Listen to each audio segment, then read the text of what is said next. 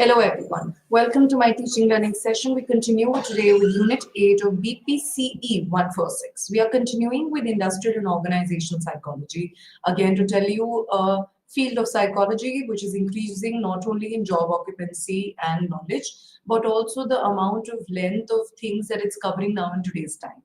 It's one of the most fastest growing branch and field of psychology today, which is industrial and organizational psychology. Now, training here encompasses any activity. If we understand what are we going to talk about in Unit 8, it's all about training and development. And we need to know when we are talking about psychologists in an organization, they corely do associate to something which is training and development. So training is any activity in which an individual gains knowledge, learns something new, and development, on the other hand, is encompassing an activity which makes you learn, puts you to practice in such a way as to develop a skill or an expertise. So training is about giving knowledge, making in which the individual will learn something new. Whereas development, on the other hand, encompasses any activity in which learning is put to practice. So we all know that development does take care of learning at a greater level. So it could be learning of an expertise, it could be learning of a new skills, learning a new part. For example, if you've had a vertical promotion, you might be given the training and development regarding that scope of work that you're going to do now, or probably if you're given more tasks at your organization, which is given when we speak about more tasks, maybe when there is a vertical promotion and you're heading the same department, now you need to have some training and development regarding that. So training and development can happen in various areas, various fields of organization, industrial psychology. Now, factors that influence training and development, we need to know these two. Widdit and Hollyford. The reason we quote down the psychologist was help you understand how recent the research has been, how close they have written about it.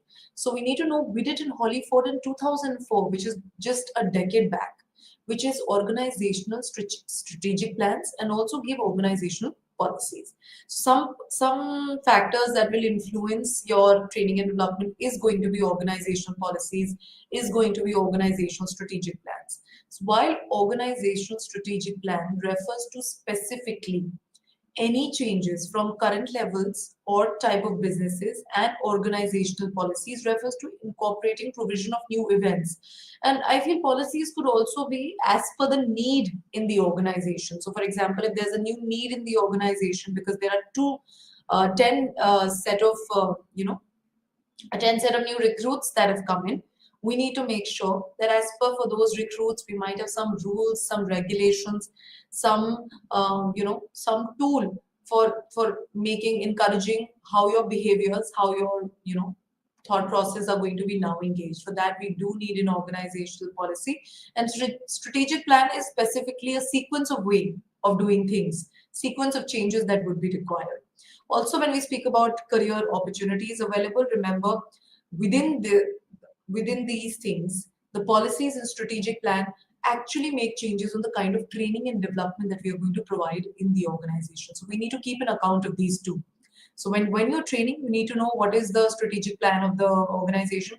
When you are planning to train and develop, you need to know what are the policies of the organization, what kind of activities can we do, what kind of skills can we incorporate here.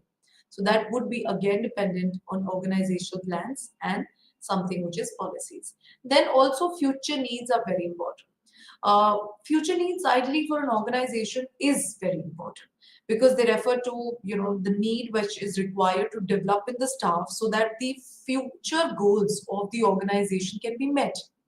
So remember that future needs are kept in mind to address and to be addressed not only of the organization but also in accordance to the employees that we have.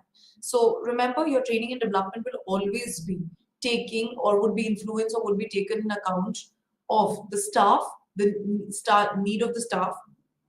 Also to see what are the different rules, which are the different opportunities that the organizations will develop, and with time, what all it will lead to. So it talks about developing a need which is to be met in another 2 years. So remember your training and development and focus on that. Also, we need to know apart in the future needs, there are some skills. Skills shortage is also something that we need to put into consideration apart the needs. Skill shortage refers to the skills which the current staff do not meet in the current requirement. So there are times, that your staff is not being competitive enough to meet some needs. So remember, when those needs are not met, there would be a requirement of training and development. At times when there are needs which are probably incompatible or less falling short, we would require training and development. And then it would be the desire to meet an external requirement. Let's take an example of competition for the organization has come in because of outer sources. Remember, that will equally and again meet with committing to some kind of training that you can meet the external demand, compete with the external organization. So remember, these are some ways that your training and development can be influenced. So first was something which was given by Hollyford, and the second is needs that we need to talk about. Now, purposes for training and development. Why do we need it?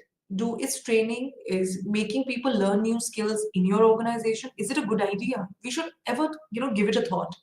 Ever, let's take an example. You want to become entrepreneurships and you plan to begin build up a small short scaled organization system where you want to have a large number of working capacity, where you have to have an organizational psychologist. So you need to understand what would be the need of training. Do you really need to train people, or you already this is a question that should come to your mind when talking about organizational psychology and understanding.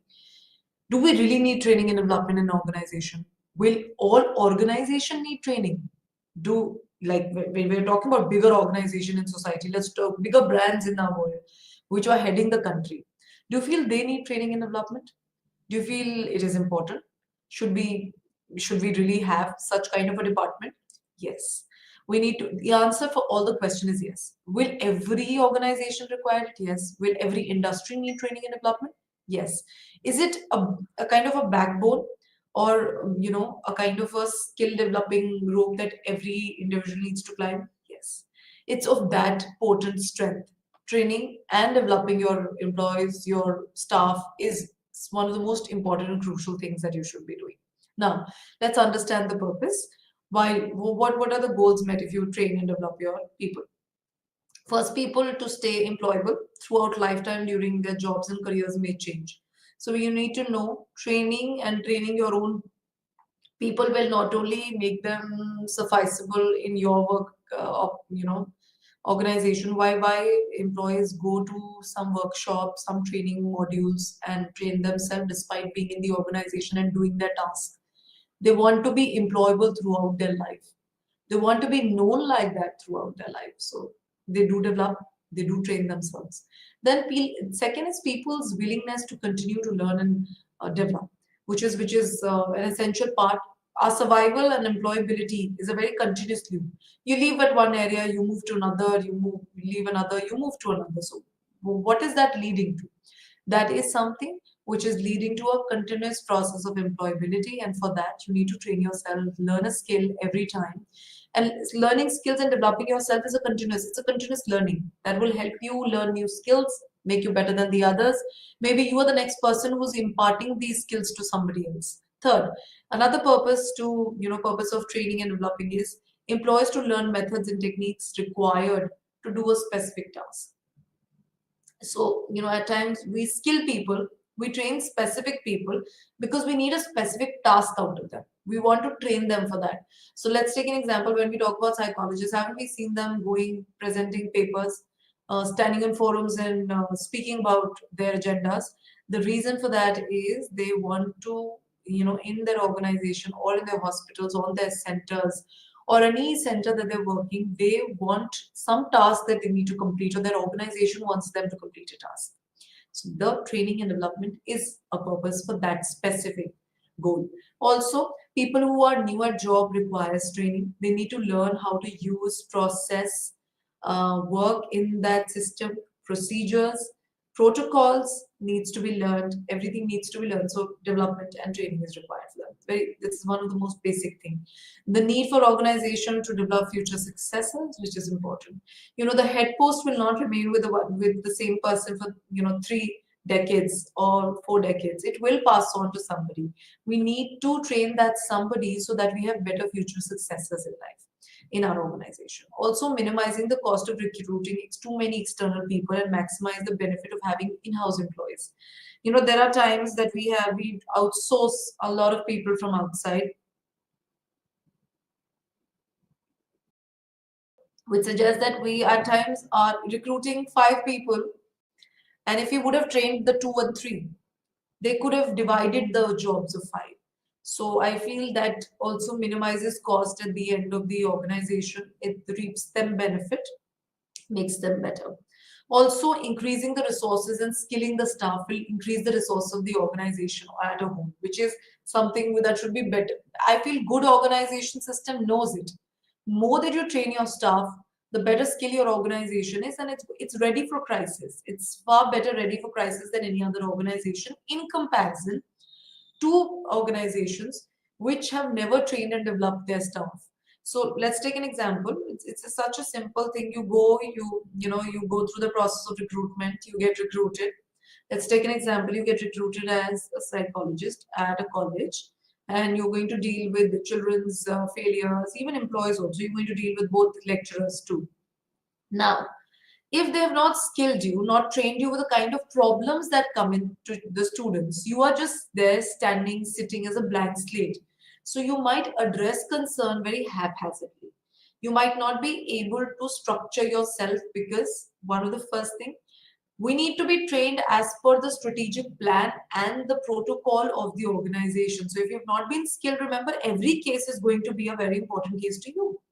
So remember, training and development will actually save time, will skill the resource, the existing staff to work better, minimize less, maximize one and minimize the cost. Also, increasing the capacity of the people in the organization to be more skilled in more than one area, which is like not only good for the people, it is essentially very good for your employees. But at the same time, for the organization system, if you have, remember, a large number of absenteeism in the workplace, or there is a frequent absenteeism. Let's say there's a cycle. There are 2 people not at work today, another 2 not tomorrow, another 2 not tomorrow. Remember, all of that leads to what? That leads to a shifting of responsibility to the other people, the other man force. If that man force is equipped, remember, that's going to add on value and not let your system close or let your system go something which is derailed. It will not get derailed. It will not hold a pause, and the processing, the production will happen simultaneously. Also, when we're talking about this, motivating, attracting, retaining key staff, that's again I feel a very important thing.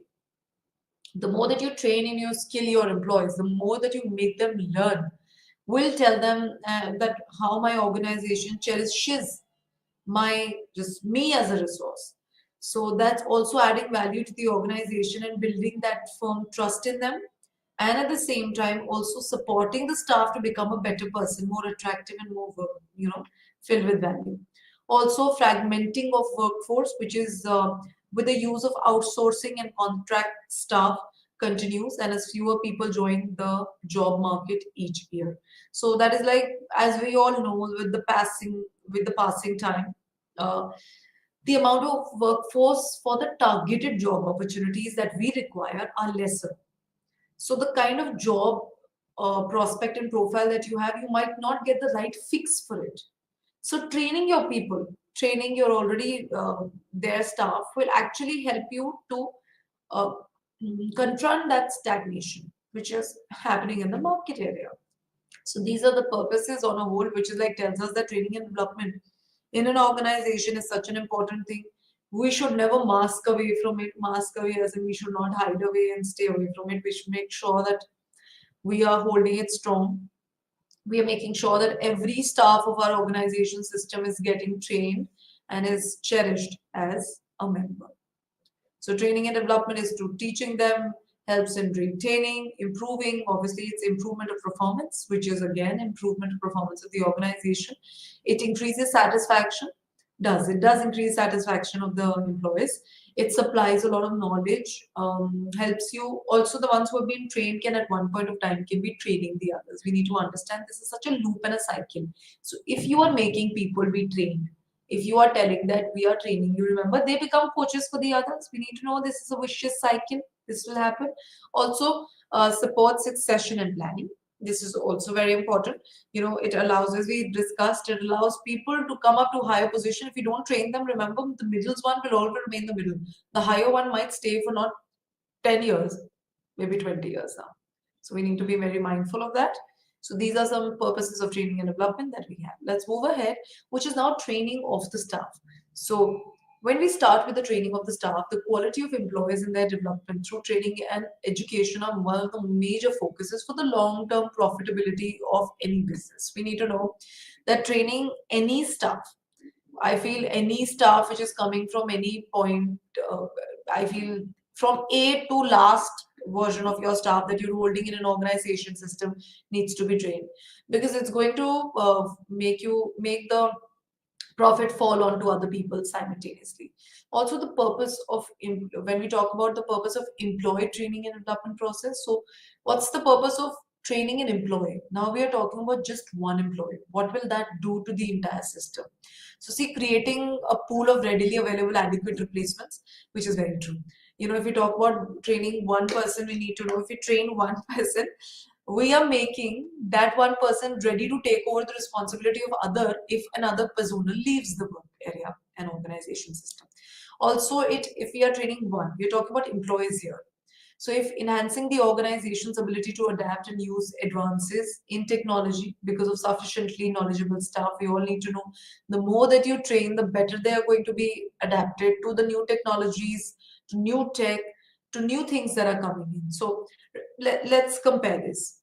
You have an organization area who doesn't train their staff, who don't believe that training is an important task.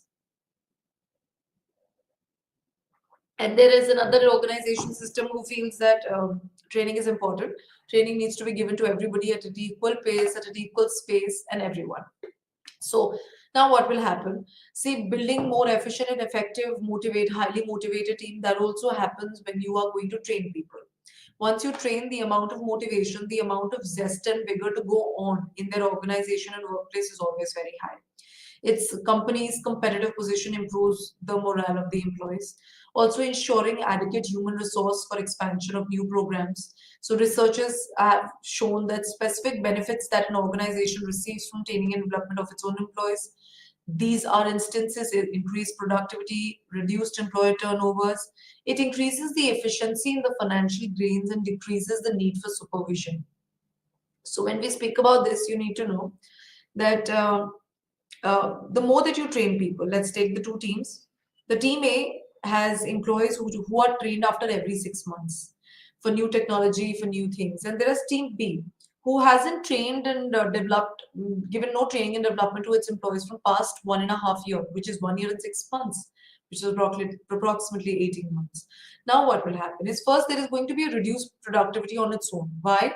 Because employees are working on a very they're working on a very monotonous routine, nothing new.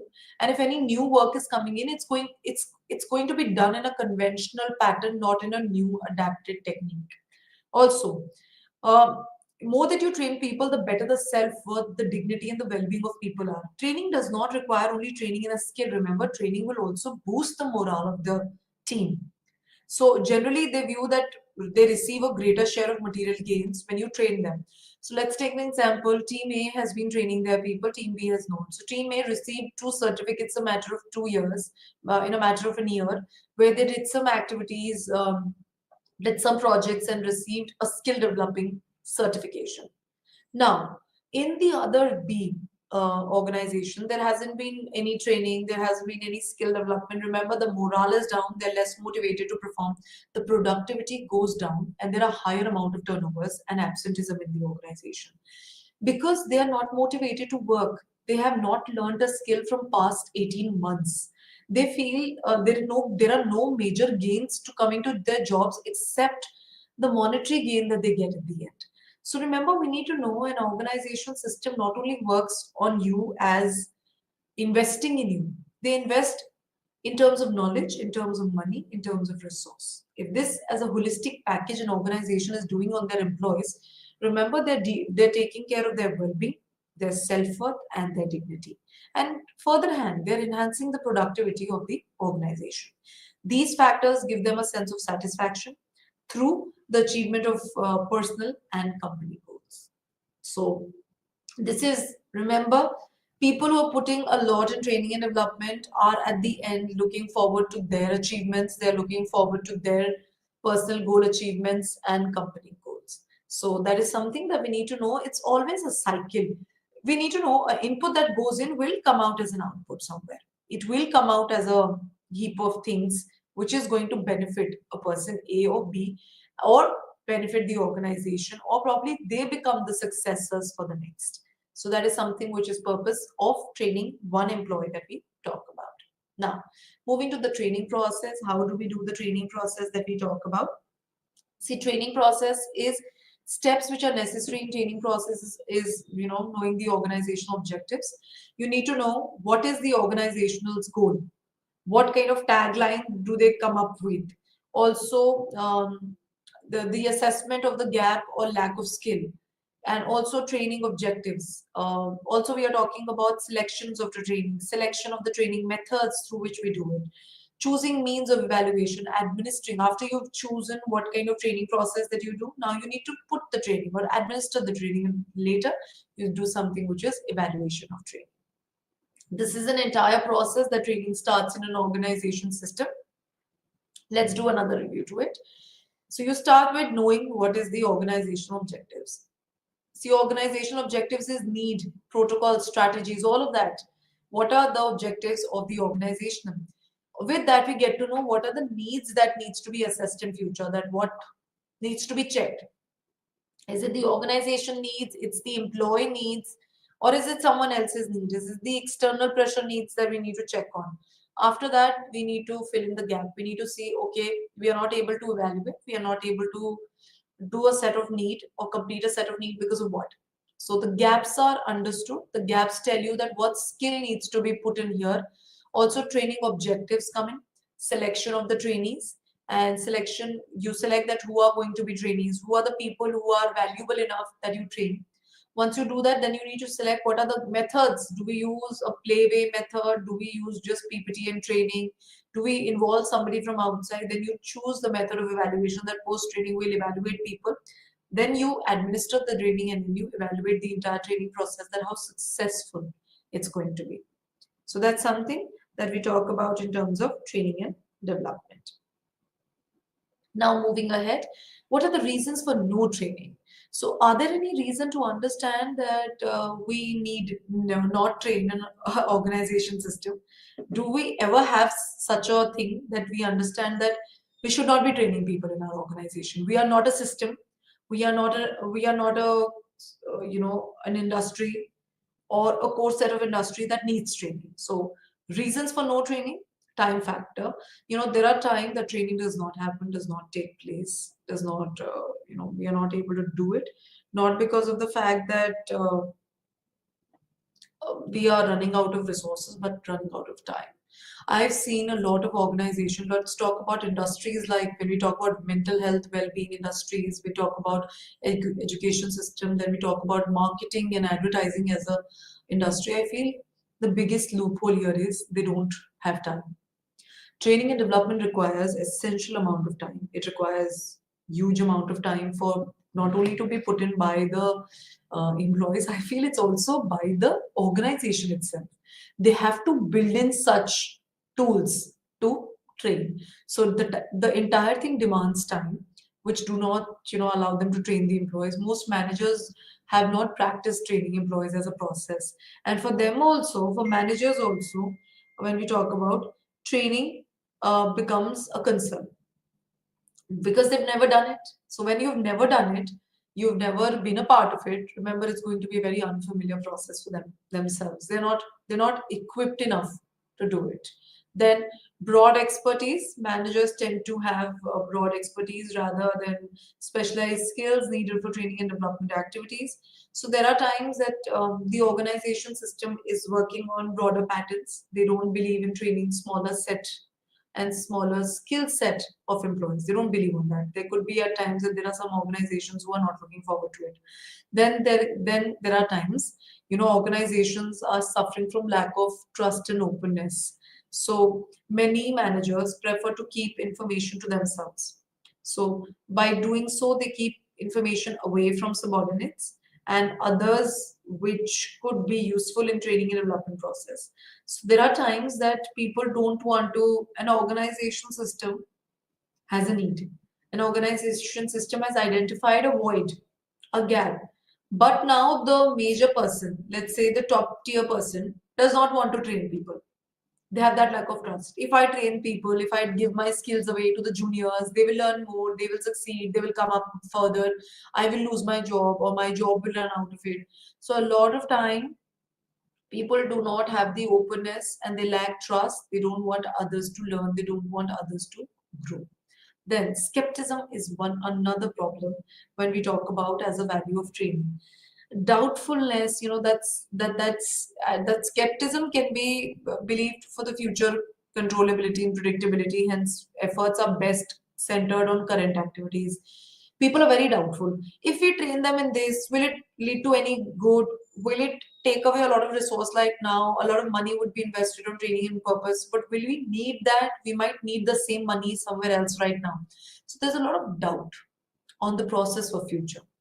So when training and development is always for the future. It's never for something which is today. You train people in the hope of they performing better in your future, or they become a very multitasking people who can join hands with the organization to reduce the recruits and do the task and adapt faster. But there are times that an organization system is filled with skepticism. They feel it's not important, it's not going to be a need. So again, in an assessment process, we start with the needs assessment. We define the training objectives, we define the program, we implement the program, we evaluate and follow up. One of the most simplest training process that you could see would be this. You can have a look at the image. Moving ahead. Now, talk about training needs can be assessed by analyzing three human resources. So, if you want to identify that, what do we need to train? Do we require any kind of training? Like, what are the voids? What are the gaps? Or if there are no voids in gap, let's take an example. An organization has a very motivated, high morale employees, but they want to understand that we still need to provide, increase the resource of the employees. We need to fulfill some needs or train them in some needs. So how do we do that? We need to analyze three major human resource areas in an organization. First, the organization as a whole. We need to see what is the organization producing, for what, for how long, how it's going to support them. Like we need to know this too. Also the job characteristics. So when we talk about job characteristic, you need to know what are the different level and stratas of jobs that the organization is providing. So we need to understand that the kind of job strata that we're providing is the kind of job prospects and goal fulfillment that's happening. So do we need something more? When we understand that we need something more, we get to know a need that needs to be trained. Then the need of an individual. So first we start from the biggest to the smallest. So we descend. We start with the biggest, which is the organization. We identify, does organization needs anything else, and what are the kind of goal achievement that the organization has not done in the past. Then we go to something which is jobs. What are the kind of profiling that the organization is giving? Do we need more? Do we need to recruit more? And then we talk about the need of the individuals, the ones who are recruited. How do they need to be equipped?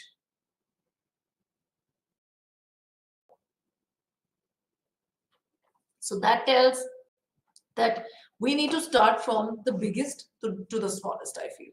That's how we analyze that which is the biggest. For example, let's take, I'm just giving an example, an organization which is just being built up.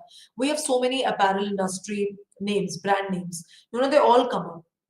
Some come up through internet, some come through big brands. We've seen so many big brands coming in competition with each other in terms of, especially when we talk about apparels. So that is like the first is to understand, is the organization or the industry actually taking care of everything? Have their strategy, marketing, management, advertising area is being taken up right? Their policies of selling things are right? If that as a need is complete, then we go to need to job characteristic. What all are we selling? How many people are we needing? So that's something. If, for example, we've not done that right, we might need to train people and have more. Let's take an example. Apparel, we need managers, we need salespeople, we need them to have all knowledge. And once they come in, we need to identify in day-to-day living what are the needs of these employees which are not sufficient. So once the organization has decided on the training, what is necessary needed, the next step is the training module. You need to understand that training is employees very expensive. It's not a very small thing. It requires more sterner and confident people to take up training and development. Training programs should be designed in a way that they have the ability to learn, make the employees learn material, become knowledgeable, use that knowledge effectively, and then further produce further more resources. So productivity is something that we're looking forward to. And selecting the right trainees is very important for the success of the program.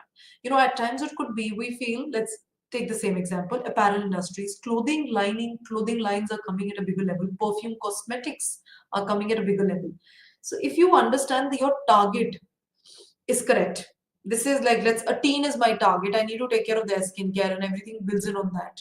Probably middle age, cosmetics. Remember, if you select the right people and you know that for this thing, I need to train these bunch of my people, advertising is something that needs to be core, or probably the productivity, which is materials that are formed, needs to be cruelty free. If you understand what is the what who is my trainee, is it the people who are making the material, are the ones who are advertising, are the ones who are taking care of the platforms where it's going to be put up, is it the pricing, the range, who needs to be trained, the right fit, the right person, and the right training module. If that's done, there is success of the program which is guaranteed. Let's take an example. Everything is set and you overtrain somebody. Let's take an example. The costing and marketing range does not require any training, but you literally overloaded them with a lot of knowledge. What will happen? It will lead to bottleneck of knowledge will not allow them to work. Their creativity will go down. So that's how the right trainings is a very important aspect. Training, we always feel training and development is a small process. Get two people, train them, done. That's not how it happens. That's obviously not how it happens. So that's something training needs an analysis tool, which is up there. You can see how we can do that. Some very simple tools that we have on the board that you can see. Questionnaires given to the employees. You can give them you can observe them. Observation and recording, which is CCTV cameras, are so nicely built up in every organization system. Then we have something which is interviews, which is done one-on-one, some sort of exam work, some small project given to them, and competitive analysis between two, same project given to two, who performs it better. Let's see different ideas coming. Let's not make them very competitive. Who gets different ideas, and then assessment of it, which helps us allow who needs to be trained and what needs to be trained. Then we talk about something which is the training goals that we have. Moving a little sterner and faster now. Now, training goals. Now, when we talk about training goals, we need to know what kind of goals that you need to build in. So, goals of the training program should relate directly to the needs. We need to know your goals should be very directly proportional to the needs. Goals should include the milestones to help take employees from where he or she today is. So, your employer should go from A to D, A to B at least. If that's not happening, your goals are not well set. So we need to set good goals. So one of the most easiest way to set goals is given on the image. We all know goals need to be SMART. Simple way to analyze. Such a good acronym that you have. It goals need to be specific. It needs to be what, where, how, and when. They should be measurable. You need to know someone who's taken in knowledge can actually show this is the knowledge taken. Then it should be attainable. Remember, your goals should not be something when we talk about, you've given something, too much of knowledge, not applicable anywhere, not attainable. It's for, you've given it to a second level employee and it's for the first level employee. The goals are mismatched. So that is something that we talk about as attainable goals. Then we talk about goals need to be worthwhile and relevant. Please give the right kind of goals to the right kind of employees. Let's talk about mental health. You go to learn different kinds of psychology. Let's take an example. You're taking cognitive behavior therapy as a module to learn. But remember, you are not going to deal with the workspaces of neurotic. You are coming from something which is more clinical based. You need to learn psychometrician. You need to learn testing. Not relevant, not worthwhile. So is the goal worthwhile, and are the needs of that individual being met? If not, remember, it's not a relevant goal. Then timely. It needs to be given at the right time and for the right span. Time also means the span. It cannot be the training and development is going for good 4 months. When the person is going to work with those goals? When you're training them for good 4 months. It needs to be attainable, it needs to be specific, measurable, has to be relevant and timely. Speaking of that, when we talk about training methods, when we talk about two broad types of training available in the organizations, we have on the job training and off the job training. Off the job training we all have done during pandemic, I feel. Then we talk about on the job trainings. These are trainings which are delivered to the employees while they perform their regular jobs. So they are, in this way they do not lose time while learning. They are in the system, they have like 1 hour of training development in the process, they complete their task timely, take it, they get evaluated at the same. So in the job process itself, it's like an on-job technique, including orientation, job instruction, some sort of apprenticeship, assistantship, some job rotation that they take in for 1 hour and coaching. So that's on job. Off the job includes some kind of lecture, study, learning, sitting for 2 hours, taking that after work, case studies, writing. So this is something which we all have done during pandemic time on the on the online portals. We've made sure that we join some kind of training programs to develop ourselves at that point of time, so that our mental health, well-being, everything remains intact. Now, organization. When we talk about off the job training, remember there are the first several days on the jobs are crucial for the success of the new employees. This point is illustrated by 60% of the employees who quit at the first few days. Remember, I just feel in the first 4 months, 6 months, you get to know if you really want to work here or not quit. So that's one of the most crucial. So orientation should be planned really well. Organization should plan their orientation.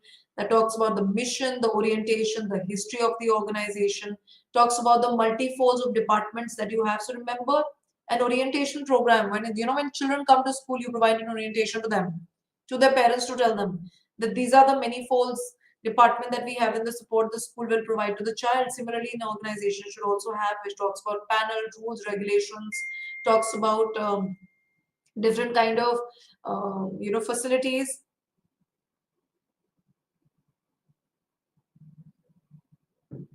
So that's something that we talk about in terms of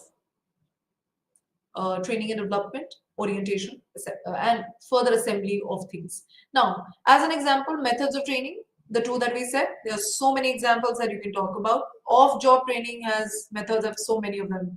Role plays, basket exercise, conferences, seminars, we all are going through that. Then the some training methods are audio-visual methods, which is tape, audio, visual, that goes on, something which is very simple. Then job rotation, an employee gets an activity of the job, like doing someone else's task to see how different their task is. Apprenticeship is developing employees who can do different tasks. Also programmed learning, giving them computer aided instructions, making them learn something which is high tech, making them learn some task, give them something, train them simultaneously, provide them back. So that's computer aided instructions on the, like, doing a Skype call, doing a class on the internet, on the Zoom call, and then understanding, doing it, providing. So this is a very simultaneous and a very good thing. Then laboratory training is conducting group of activities, like we have training program rooms in some organization systems who are very high spirited about training and development. So employee training methods are multiple. Hands-on, look at the number that we have. Shadowing, stimulation, role plays, job rotation, group discussion, case studies, blended learning, etc. Now, an effective training program administrator should follow these. You should define as I said, define the objectives, know the needs, define the goals. Training method should be decided. You need to decide who to train. You should decide on the training. Also, at the same time, put the training program, administer it, evaluate to check how it's going. Then we talk about evaluation of training. This is very important. The last method, that you understand, did the training really go well? evaluation of employees, seeing have they actually taken up all the skills that we've given them or not. That's important. That's the last and the most crucial step, and equally important. Not to forget, you've trained your employees, but let's take an example: no evaluation, no follow up. Is it of any good? It's of no good. You've given them umpteen amount of knowledge, and then you tell them that, okay, we don't assess you. We don't want to see what you've learned. It's going to go down the dustbin, I feel. It's going to go down the drains. Nothing's going to be learned. All in vain. You've given everything in vain. So evaluation and follow-up is the last and the most essential aspect. Now we come to a new topic of Unit 8, which is performance appraisal. Who doesn't want that, right? Performance appraisal system must be following, it follows good performance needs to be appraised, and every individual who's been performing well needs a performance appraisal to identify an employee's strength and weakness, with a view to overcome such weakness and improve his or her strengths, thereby enable him or her to improve his performance and the department. Also, second, generate sufficient feedback and guidance from reporting officers to the employees. So, which is like you need to generate a feedback guidance mode so that you report to the officers to the employee. Contribute to the growth and development of the employee through helping him or her in the realistic goal setting, which is equally important. Also, providing inputs of we need to provide employees the inputs of salary proposition when the promotion comes in, additional responsibility will get you what, how are the promotions stacked up, what are the appreciations, what are the different kind of appreciations that you can be getting, etc. Also, to help identify the employee's purpose of motivation, training, developing them behaviorally, professionally, and technically. So we need to identify the employees very well. If you identify the employees very well, you will understand what is the purpose, what should be the purpose of motivating them, what we should motivate them in. And then another performance appraisal objective should be, we need to generate a lot of relevant, significant information about the employee. We need to know a lot about your own employees. That's important. That could be done through probably motivating them, providing them competition, then scrutiny of the employees is there, then satisfaction happens, and then development of employees happen.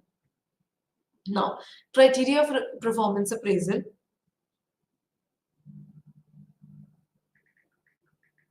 Is another important thing when we talk about appraisal. So we need to know when we are appraising people and we want to build up a performance appraisal system. Let's take an example. You want to become an organizational psychologist. You need to know not only just providing training and development would be enough. You need to build in a system, which is a performance appraisal system. So in order to meet the objectives which we mentioned before, know your employees, know what they're good at, what motivates them, what are their needs, you need to develop a system. So Parekh and Rao in 2006 said that a performance appraisal system should be comprising of the following that we will be discussing. So identification of key performance areas. You need to identify first that performance has been appraised on certain functions, objectives, which has been agreed upon by the employees and the reporting officers. So the critical functions associated with a given role may be an employee's key performance. Then setting of goals or objectives every year for the next year.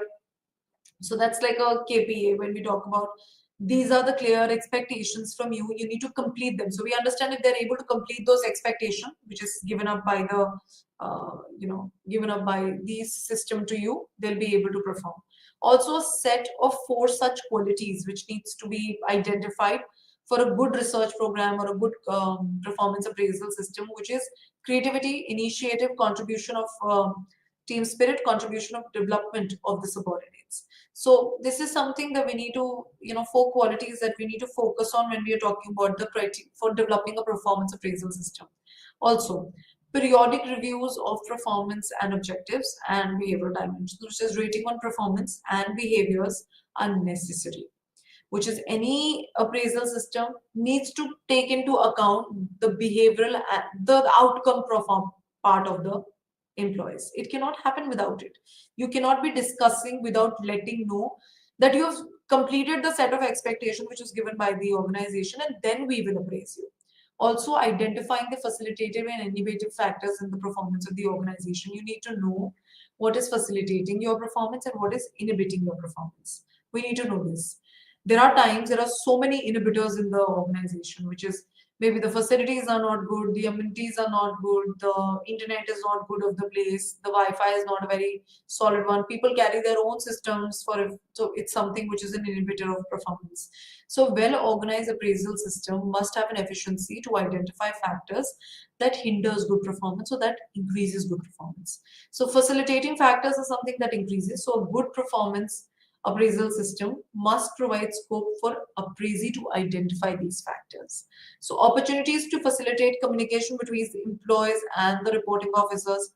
So performance appraisal must provide an opportunity where an employee and his or her reporting person can sit together, discuss, talk about problems, deviations that has been, difficulty reaching a goal, perception, view, difference of opinion, I feel. So what will all this allow? This will increase and facilitate now the employees' performance because they become very empathetic of each other. They mutually like each other and each other's consent of being with one another. Also, identification of development needs and development of action plans. That's important, which is identifying the needs of employees. Their performance appraisal data are essential. Continuously poor performance on certain dimension may be identified. Training and developmental activities aimed at developing employees on dimensions which can be planned accordingly. Also, there could be developmental activities that may take form of internal training programs, sponsoring outside programs, delegating high responsibilities, job rotations, new skills, etc. Now, we move after we're done with training and development. Now we've trained people, we've appraised people, build up a system where we can appraise, build up a performance appraisal system successfully as an organizational psychologist. Now we need to talk about an essential thing, which is Unit 9, which is organizational change. Change, we all know the only constant in life is change. This is a quote which is even given by Heraclitus. We need to know the process of change in an organization may occur usually to the response of wide variety of forces. The forces can be internal, the forces can be external. So noting of that and speaking of that, planned versus unplanned change. So see, we need to know change is a part of our life. Nothing is constant. So in the organization, there could be some change, it could be internal, there could be some change that could be external. So it could be planned and unplanned change. So it is important to know that this organizational change can be broadly be categorized as planned changed or unplanned changed. So unplanned change can also be called as remedial and reactive. So the ones which are not planned, we are not planning them, can also be called as remedial or reactive change. Further, these change occurs at three levels. So organizational changes occur at three levels. You need to know it occurs at individual level, occurs at group level, occurs at organizational level, which is very understandable, I think, by the terms itself.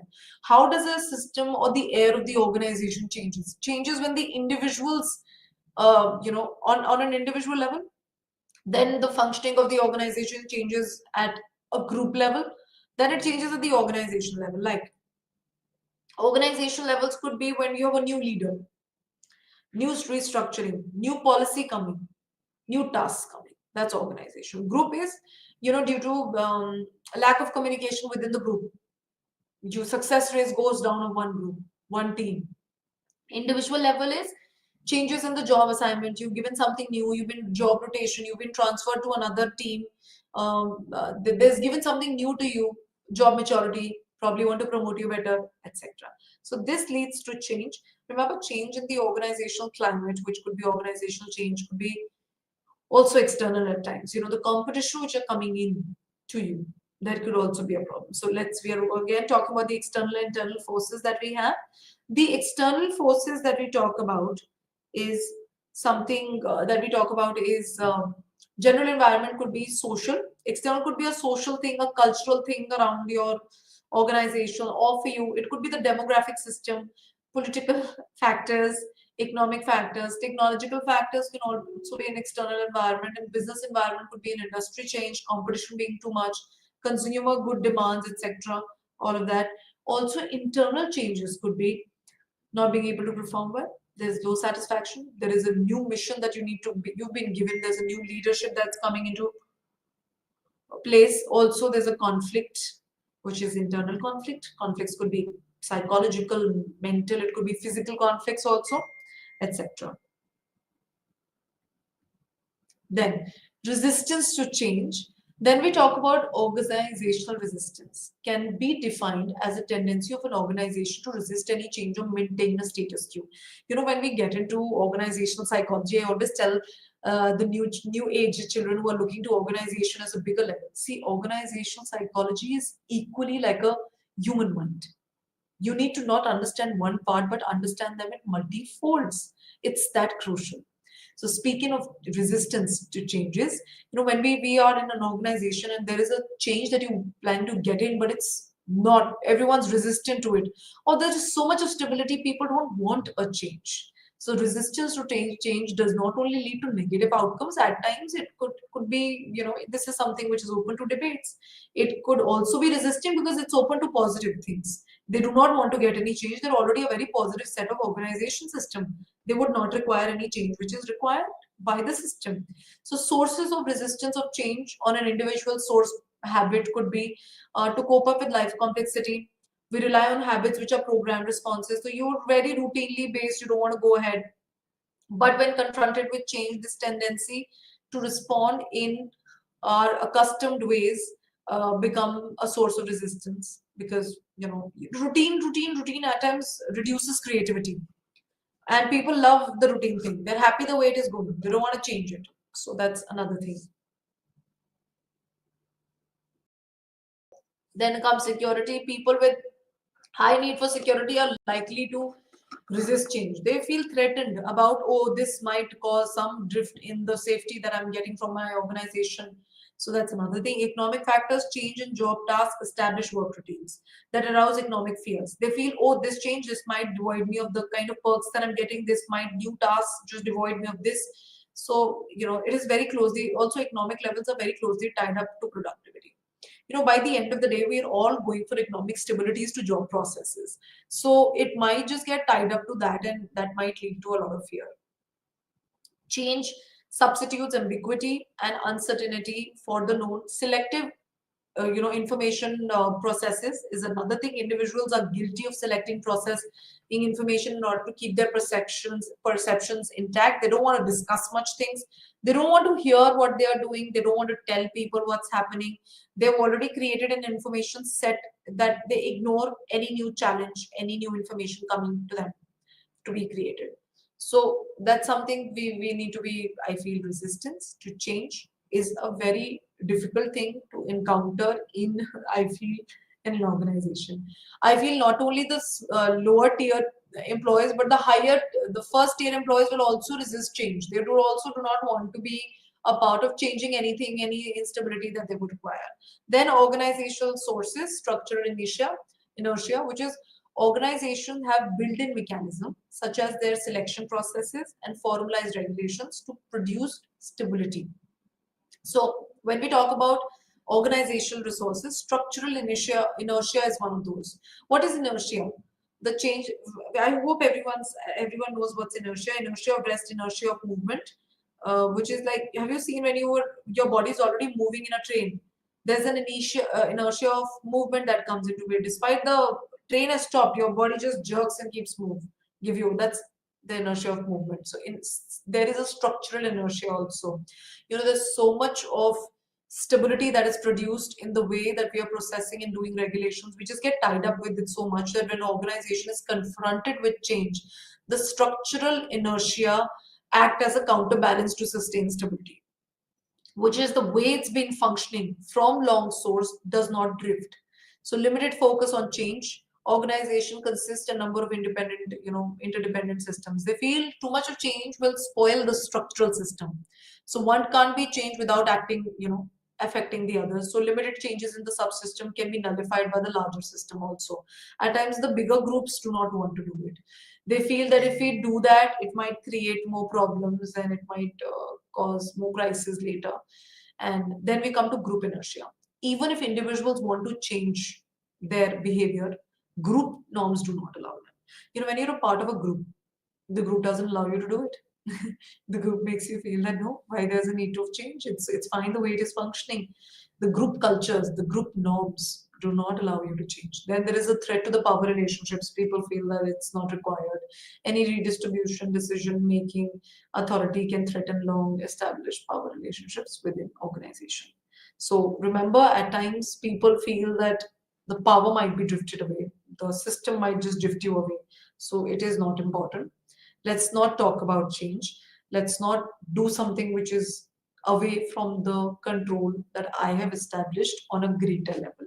So yes, there are times that any redistribution can make the authority rethink that, oh, I have had the power, now power will get distributed to people. So they don't want it. They say, no, no, the way things are going, let's do our task the same way.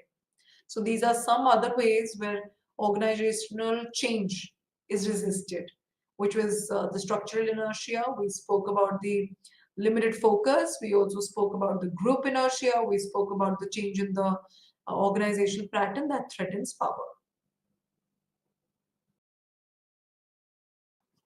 Speaking ahead of it, we need to do a little up through of what was done today in Unit 8 and Unit 9 before we complete today's sessions.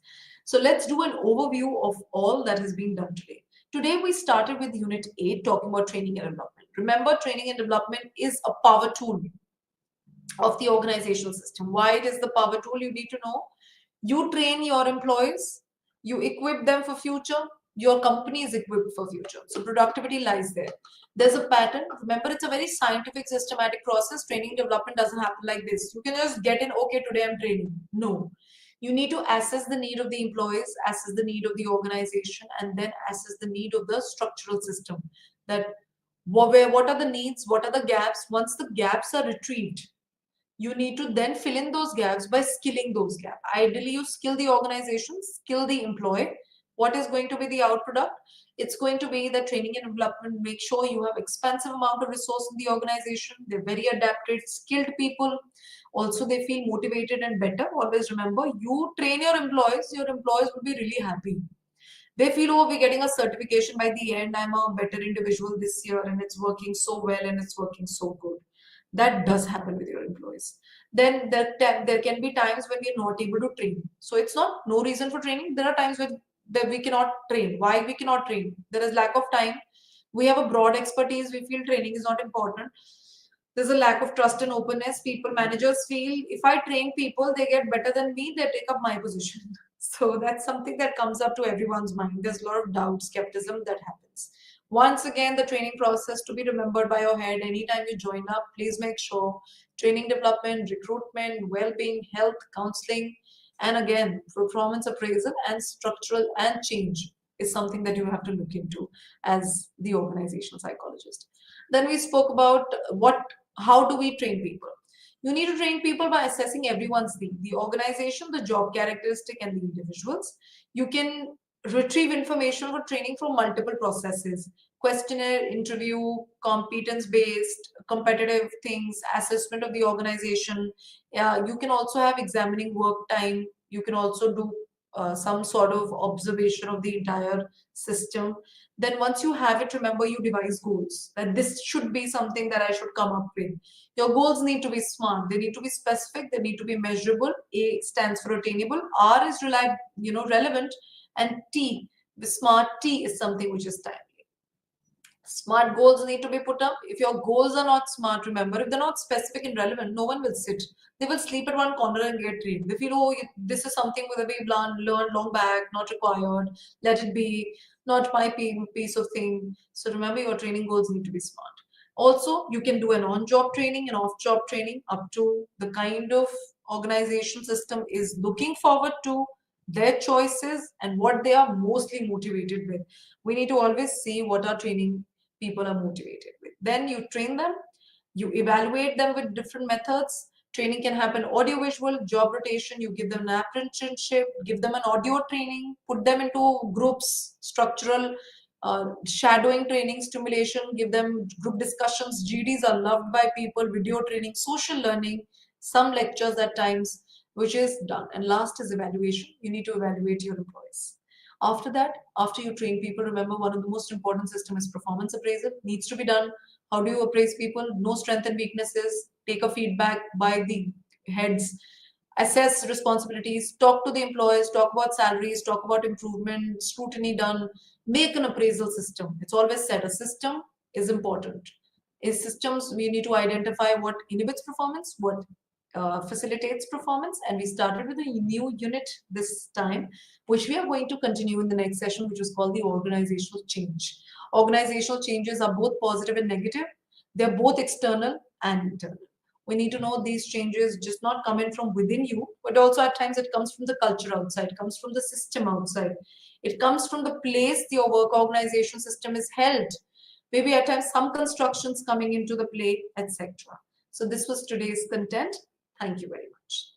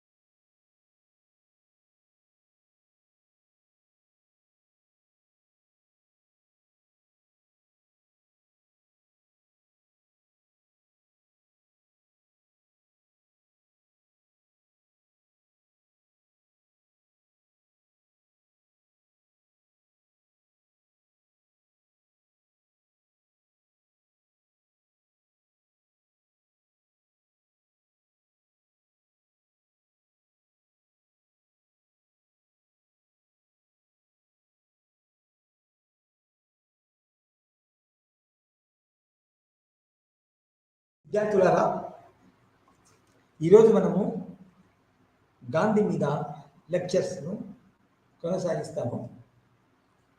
Last క్లాస్లో గాంధీ గురించి కొన్ని ముఖ్య విషయాలు నేర్చుకున్నాము. అయితే ఈరోజు మాత్రము గాంధీ గురించి అన్ని విషయాలకు సంబంధించిన కొన్ని కాన్సెప్ట్స్, కొన్ని భావనలు అతను డెవలప్ చేసుకొని చేసుకొని పాటించిన కొన్ని ముఖ్యమైన అంశాలు ఏవైతే ఏమో ఆ బ్రాడ్గా వాటిని తెలుసుకుంటాం. ఎందుకంటే అతను పాటించిన ముఖ్యమైన మరియు విశాలమైన, అంటే బ్రాడ్గా ఐడియాస్ ఏవైతున్నాయో వాటిని బట్టే అతని యొక్క పర్ఫార్మెన్స్ అది ఎక్కడైనా కూడా, ఉద్యమాల్లోనైనా కూడా, తర్వాత మహాసభలోనైనా కూడా, అతడు ముఖ్య పాత్ర వహించిన కాంగ్రెస్, ఇండియన్ నేషనల్ కాంగ్రెస్లోని కానీ, తర్వాత మన బ్రిటిష్ వాళ్ళతోని చేసిన మన మంతనాలు కానీ, ఏవైనా కూడా అతను ఈ ప్రిన్సిపల్స్కి అనుకూలంగా అతను మెదిలాడలేదు. అతని యొక్క ప్రవర్తనను నిర్ధారించుకున్నాడు. అతని యొక్క అనేక సందర్భంలో ఎటువంటి నిర్ణయాలు తీసుకోవాలా అనేది అతను ఈ నిమిషానికి ఈ కాన్సెప్ట్స్ పైనే ఆధారపడి అతను నడుచుకున్నాడు. కాబట్టి ముఖ్యంగా అతనికి సంబంధించిన, అతను డెవలప్ చేసుకున్న, అతను పాటించిన ముఖ్యమైన అంశాలు ఏదో అవన్నీ చూద్దాం. అన్నిటికంటే ముఖ్యమైనది అతను పాటించింది సత్యము, అహింస. అంటే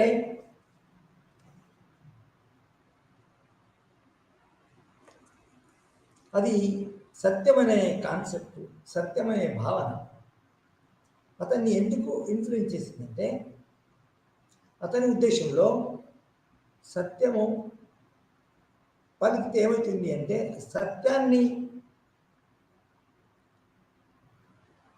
మనము పలికినప్పుడు, గౌరవించినప్పుడు అది మన యొక్క ప్రవర్తనను, మన యొక్క ఏమంటారు దాన్ని, జ్ఞానాన్ని మరియు ఇతరుల యొక్క ప్రవర్తనను గమనించి ఇతరులను మనము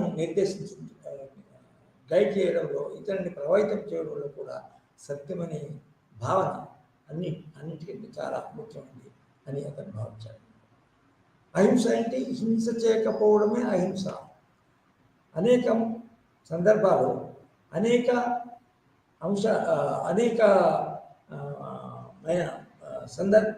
అనేకమైన ఘట్టాల్లో, సంఘటనల్లో హింస అనేది సామాన్యంగా మనం పాటించడం జరుగుతుంది. హింసాయుత పద్ధతులు సామాన్యంగా పాటించాలి. అసలు అంతెందుకు, మనము హింస లేనిది అసలు రాజ్యమే, తర్వాత రాజ్యం యొక్క నడిపే లేదు. ప్రజలు నిజానికి మన రాజుకు ఎందుకు భయపడతారు, రాజ్యాధికారానికి ఎందుకు భయపడతారు? ఎందుకంటే అతడు భయపడకపోతే, తర్వాత రాజు చేసిన చట్టాలను పాటించకపోతే, రాజు నిర్దేశించిన గైడ్లైన్స్ని పాటించకపోతే అతడు ఫిజికల్ శిక్షణ, భౌతిక శిక్షణ జరుగుతుంది. అంటే మన పెనాల్టీ జరుగుతుంది, కాలు కోయడము, లేకపోతే మన వేలు కోయడము, లేకపోతే ఈవెన్ మన భార్యాభర్తలకు దూరమయ్యే విధంగా మొత్తము అతనికి ఉరిశిక్ష కూడా ఇవ్వడం జరుగుతుంది.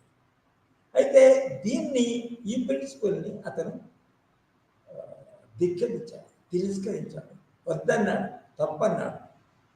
అహింసా పద్ధతి అనేది తప్పని అతడు భావించాడు. సో అదేవిధంగా అతను ఈ అహింసా పద్ధతి అనేదాన్ని మన దేశంలోని, తర్వాత ఒకే వర్గము, ఒకే ప్రాంతంలో ప్రజలు ఉంటే ఆ ప్రజల మధ్యలో కూడా ఈ అహింసా పద్ధతిని అనుసరించాలా. ఫర్ ఎగ్జాంపుల్,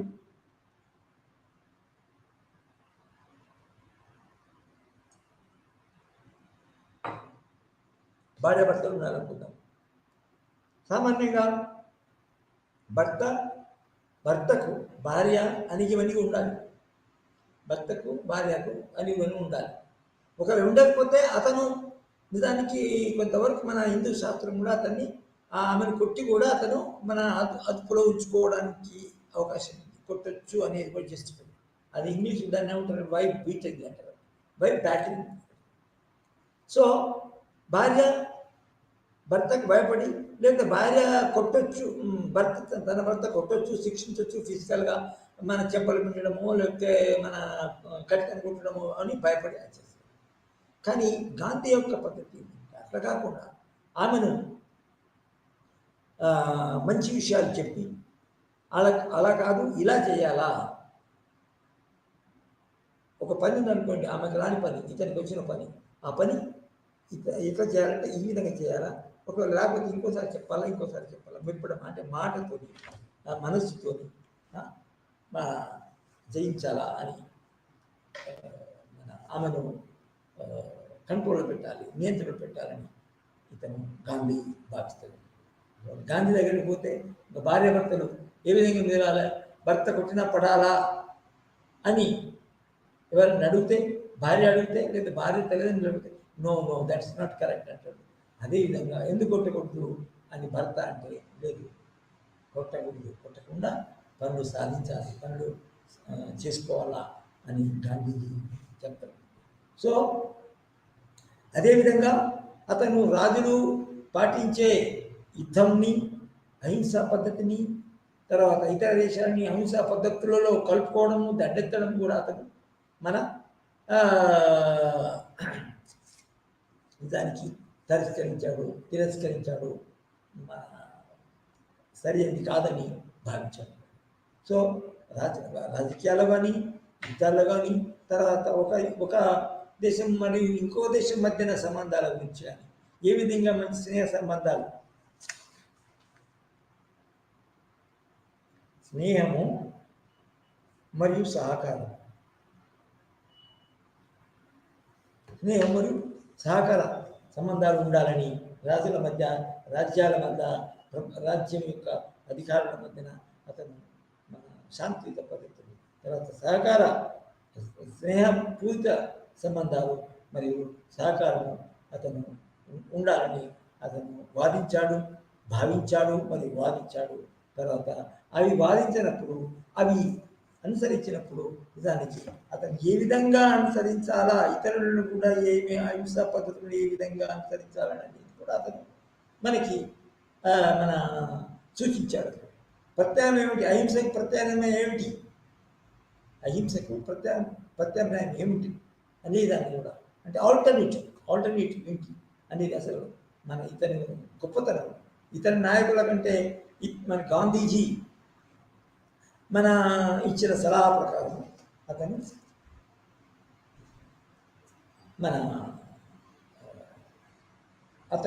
ఇతరుల కంటే చాలా గొప్పవాడు. అంటే ఒక విధంగా చూస్తే అతను గాంధీ ఇతను వల్లభాయ్ కంటే కూడా భిన్నంగా ఉంటాడు. వల్లభాయ్ కంటే కూడా బెటర్ అనిపిస్తుంది. ఎందుకంటే ఫర్ ఎగ్జాంపుల్ కొన్ని టైమ్స్లో వల్లభాయ్ పటేల్ అనుసరించిన యుద్ధ విధానము దానికి చాలామంది చనిపోవడానికి అవకాశం ఉంది. ఫర్ ఎగ్జాంపుల్ హైదరాబాద్లో పోలీస్ యాక్షన్ చేసినప్పుడు అనేక మంది కమ్యూనిస్టులు, అనేక మంది టూరిస్టులు విధంగా చంపబడ్డారు, అంచేయబడ్డారు. తర్వాత ఎంతో హింస జరిగింది. అదే దాన్ని ఎట్లా పరిష్కరించాలని గాంధీజీ యొక్క సలహాలు కనుక అడిగితే 1900 ఓకే. సో అది అహింస అంటే అది హింస కాకుండా హింస. అయితే ఇది మనం ఏ విధంగా అతను రూపొందించిన విధి విధానాలు, అతను రూపొందించిన మన ఆర్గ్యుమెంట్స్, అతడు చేసిన ఆర్గ్యుమెంట్స్, ఇతరులు ఇట్లా చేయాలని చెప్పే నిర్దేశాలలో ఏ విధంగా అహింసతో కూడుకుంది. సో మనకు సామాన్యంగా మన యుద్ధం ఏమంటుందని ఈ అనేక విషయాలు, ఇతర విషయాలు చదివినప్పుడు దానికి అహింసా పద్ధతి అనేది మనకి బాగా దుర్యోసరమైతుంది, బాగా అర్థమవుతుంది. అతని జీవితం మనకి చాలా ఆదర్శవంతమైందని చెప్పచ్చు. తర్వాత అహింస రెండవది అన్నిటికంటే ముఖ్యము సత్యము అహింస. ఓకే, సత్యం అని ఇదివరకు మనం చర్చించుకున్నాము. సత్యం పాలన వలన ఏ విధంగా స్నేహం సహకారం ఏర్పడుతుంది. తర్వాత మనుషుల మధ్య నిజానికి మన అర్థము ఇది అర్థవంతమైన సంబంధం ఏర్పడుతుంది. తర్వాత మన విషయాలను అర్థం చేసుకోవడానికి వీలైతుంది. ఉదాహరణకి ఒక మన కోర్టులలో అంటే ఇది జడ్జి కనుక ఒక క్రిమినల్ కేసు అయితే ఒక చంపిన వాడిని పోలీసులు కోర్టుకు తీసుకొచ్చినప్పుడు జడ్జి ఏమని అడుగుతాడు పోలీసుని, మన చంపిన అతన్ని, నువ్వు చంపిన వాళ్ళేదంటే అతను చంపలేదంటాడు.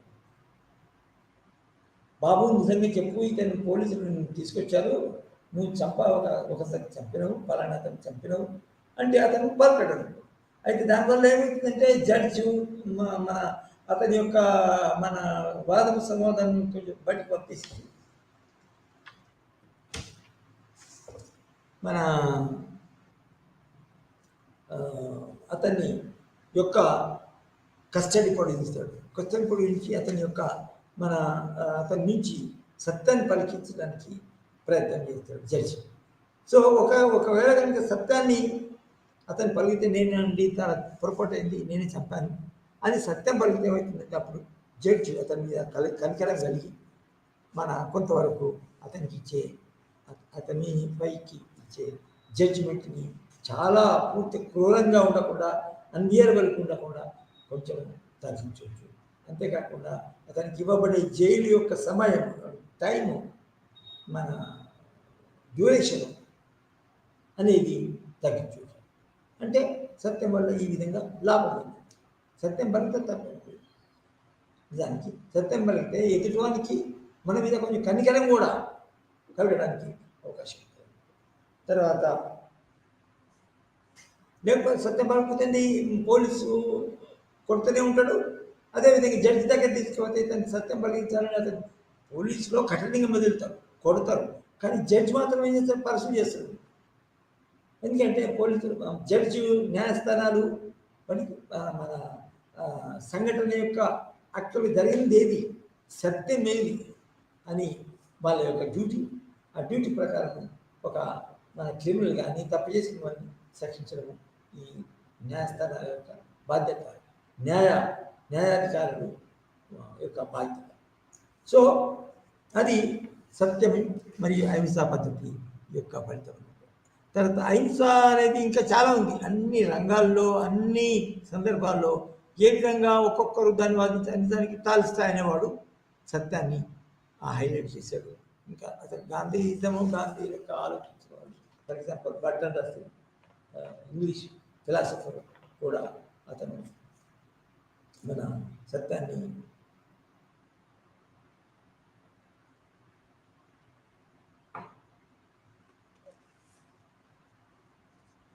తర్వాత సత్యము తర్వాత అహింస ఈ పద్ధతుల ద్వారా విషయాలు మన కార్యక్రమాలు తన క్రియలు నడవడానికి ముఖ్యంగా ఏ విధానాన్ని అనుసరించాలంటే నిజానికి సత్యాహించడం. నెక్స్ట్ వచ్చేది శాంతియుత పద్ధతుల ద్వారా. శాంతి అనేది నెక్స్ట్ పీస్. అయితే శాంతిని అంటే హింస లేకపోవడము, సత్యం పలకడము, తర్వాత హింస లేకపోవడము, తర్వాత శాంతియుత మార్గాలను అనుసరించడము అనేది ఇంకొక ముఖ్యమైన విషయం.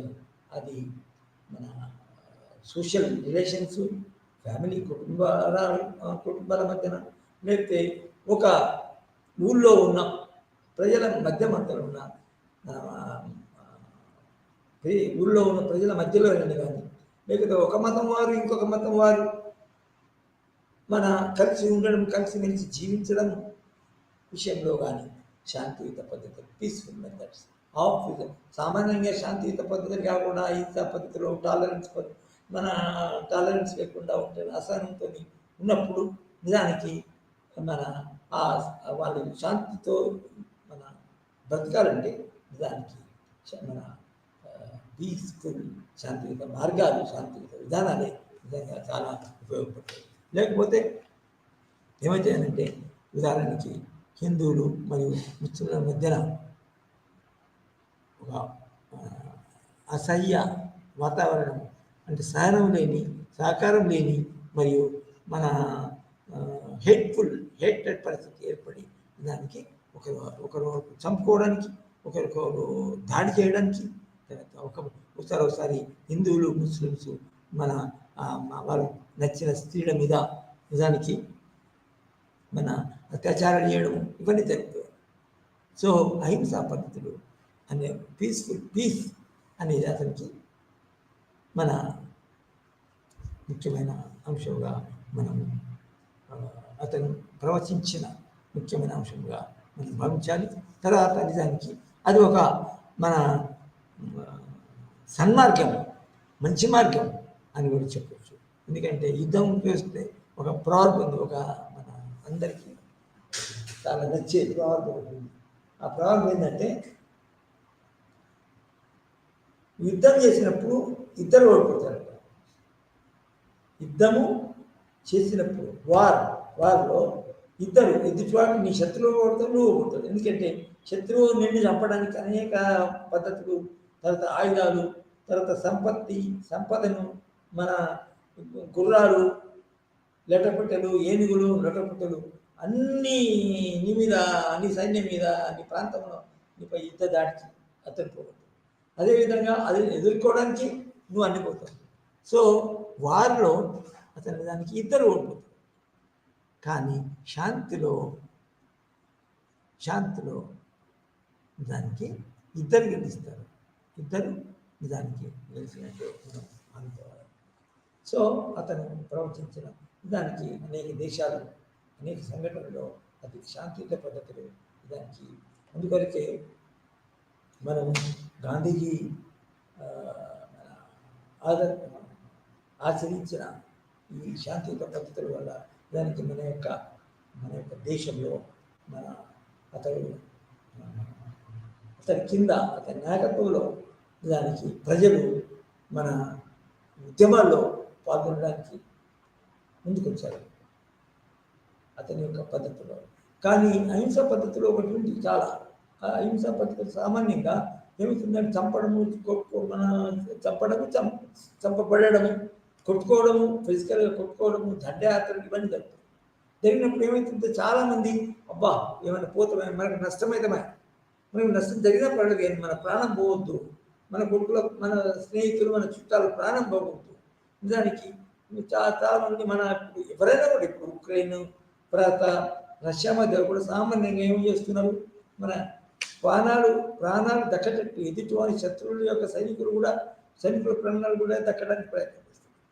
ఇది యుద్ధాల ద్వారా, డ్రోన్ల ద్వారా ఎదుటివారి యుద్ధాలను, మన విమానాలను నాశనం చేయడం ముఖ్యంగా పాటించడం జరుగుతుంది. సో అది చాలా మన పీస్ఫుల్ మెథడ్స్ అనేది అతను ప్రవచించిన మన ప్రవచనాలలో, విషయాలలో, అంశాలలో చాలా ముఖ్య పాత్ర వహించారు. So far, truth, non-violence and peaceful methods. Okay. తర్వాత కొన్నిసార్లు సామాన్యంగా మన అంతర్గత సివిల్ వార్స్ ఉంటాయి ఒకే దేశంలో. మన ఉదాహరణ, మన దేశంలో ఒక రాష్ట్రంలో ఒక ప్రాంతం వారు ఇంకొక ప్రాంతం వారు పోరాటాలు చేసుకున్నప్పుడు, ఒకరికొకరు కొట్టుకుంటున్నప్పుడు, ఒకరికి వ్యతిరేకంగా హింసా పద్ధతులు అనుసరించినప్పుడు నిజానికి అతను ఏమంటాడంటే ఎదుటివాన్ని నేర్పించడానికి, ఎదుటివాన్ని మన నియంత్రణలోకి తీసుకురావడానికి, ఎదుటివానికి శాంతియుత పద్ధతికి, అంటే కోపము, తర్వాత యాంగర్ అది అతను తక్కువడానికి అతను ఏం చేస్తాడంటే సత్యాన్ని గ్రహించడానికి నేను ఫాస్టింగ్ అంటే సత్యాగ్రహం అంటే నిరాహార దీక్ష అంటే ఆహారాలు అంటే ఏమవుతుందంటే సరే అతని యొక్క మన ఇప్పుడు నేనే అనుకోండి, నేను స్టూడెంట్తో మాట్లాడినప్పుడు వాళ్ళు చాలా కొట్టుకోవడం తిట్టుకోవడం తర్వాత ఏదన్నా దురాగతం చేస్తుంది. నేను సత్యం ద్వారా యొక్క మన వాళ్ళని మెప్పించాలి, వాళ్ళని సరైన పద్ధతి నడిపించాలి. ఉదాహరణకి నేను హింసా పద్ధతిని వ్యతిరేకించి అహింస పద్ధతి అని చెప్తాను. అప్పుడు వాళ్ళు ఏమవుతుందంటే అహింస పద్ధతి ఇతరులు కూడా పాటించాలి అని నువ్వు భావించినప్పుడు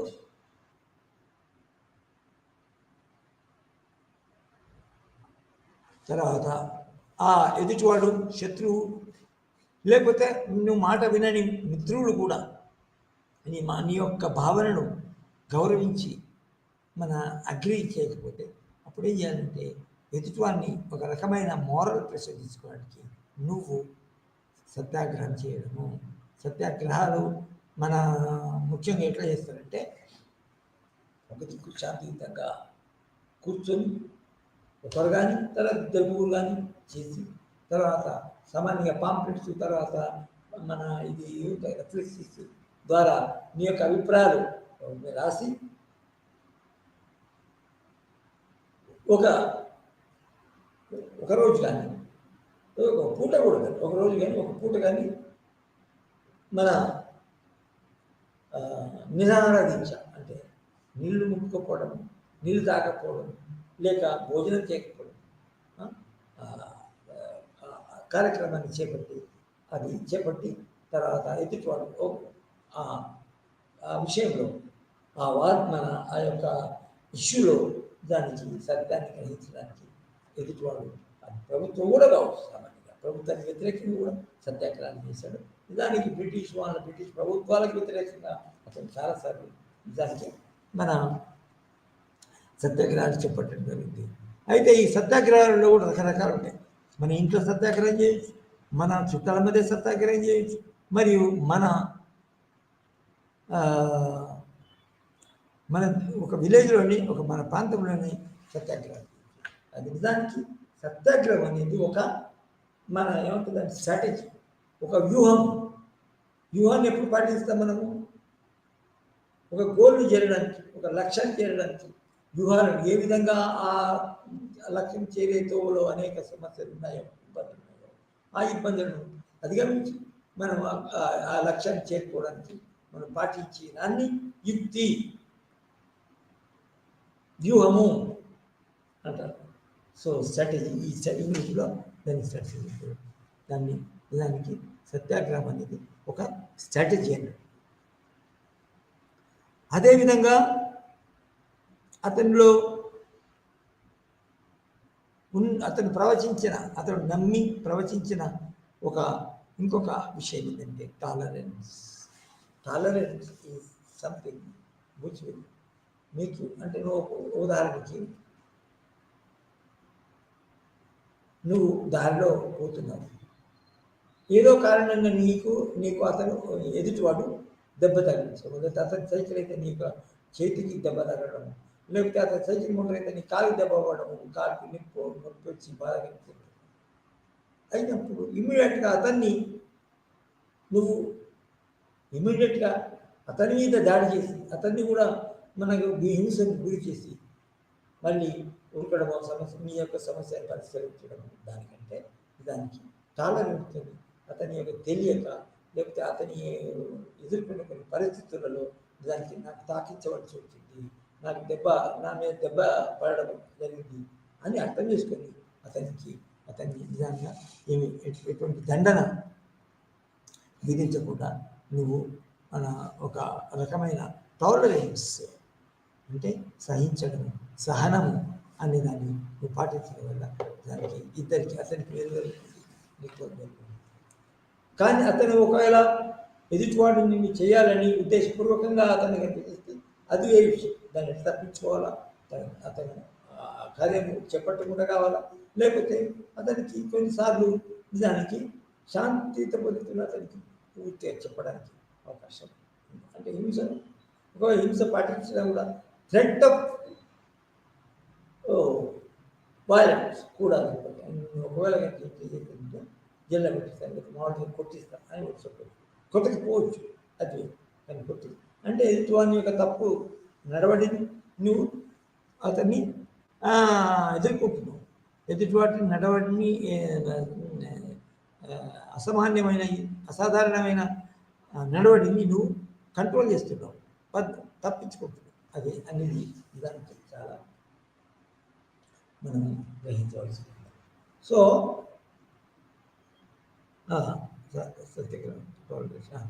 మన సహనము అనేది చాలా ముఖ్యమని అతను భావించాడు. అయితే ఎంతవరకు సహనము పాటించవలసి ఉంటుంది అనేది అది వేరే విషయం. కానీ సహనం వల్ల దానికి చాలా ఉపయోగపడవలసి. ఎందుకంటే ఫర్ ఎగ్జాంపుల్ లెటర్సే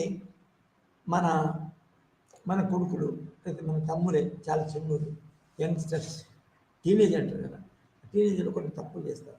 తప్పులు చేసినప్పుడు వాడిని దండించడమో లేకపోతే వాడిని మనం ఇక్కడ బయటికి వెళ్ళగొట్టడమో లేకపోతే వయస్సు పూర్తి చేస్తే అతను దానికి మన తప్పు తెలుసుకోకపోవచ్చు, మరియు ఇంకా తనకు తానే ఆత్మహత్య చేసుకోవచ్చు.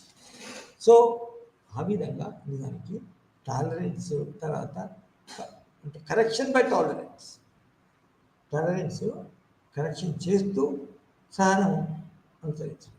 అది చాలాసార్లు ప్రయత్నించి ఎదుటివాన్ని మన నార్మల్ స్థితికి వచ్చేయడానికి నిజానికి టాలరెన్స్ అనేది చాలా ఎదుటి వాళ్ళు తమ యొక్క తప్పులని ఇంకా మన నడవడిని కరెక్ట్ చేసుకోవడానికి అవకాశం ఉంటుంది. సో అంటే అది ఈ సత్యం యొక్క టాలరెన్స్ యొక్క ప్రాముఖ్యత, టాలరెన్స్ యొక్క పాత్ర అనేక సందర్భాల్లో అనేక సంబంధాల్లో ఏ విధంగా ఉపయోగించున్నది అనేది కొంచెం మనం చర్చించవలసి ఉంటుంది. చర్చిస్తే బాగుంటుంది. ఉదాహరణకి మన పబ్లిక్ విషయాలలో పాలిటిక్స్లో సామాన్యంగా మతము మన యొక్క ప్రవర్తన నిర్దేశిస్తుంది. కానీ ఇటువంటి ఇంకొక వైపు కోర్టులు తర్వాత చట్టాలు కూడా మనిషిని నడవడిని నిర్దేశిస్తారు. సో ఇటువంటి టైంలో సామాన్యంగా ఒక వ్యక్తి కానీ ఒక వ్యక్తుల సమూహం కానీ లేక ప్రజలు కానీ ఇటువంటి పద్ధతులను అనుసరించాలా అనేది నిజానికి ఈ మన టాలరెన్షన్ చాలా ఉపయోగపడుతుంది. అయితే మనం ఇంపార్టెంట్ ఒకటి సంబంధం అనేది తీసుకుంటాం, ఒక అంశము మరియు దానికి సంబంధించిన విషయాలు. ఆ అంశం ఏంటంటే మతం. సామాన్యంగా everybody is Born in a religion, just like everybody is Born in a cost, everybody is believed is Born in a religion.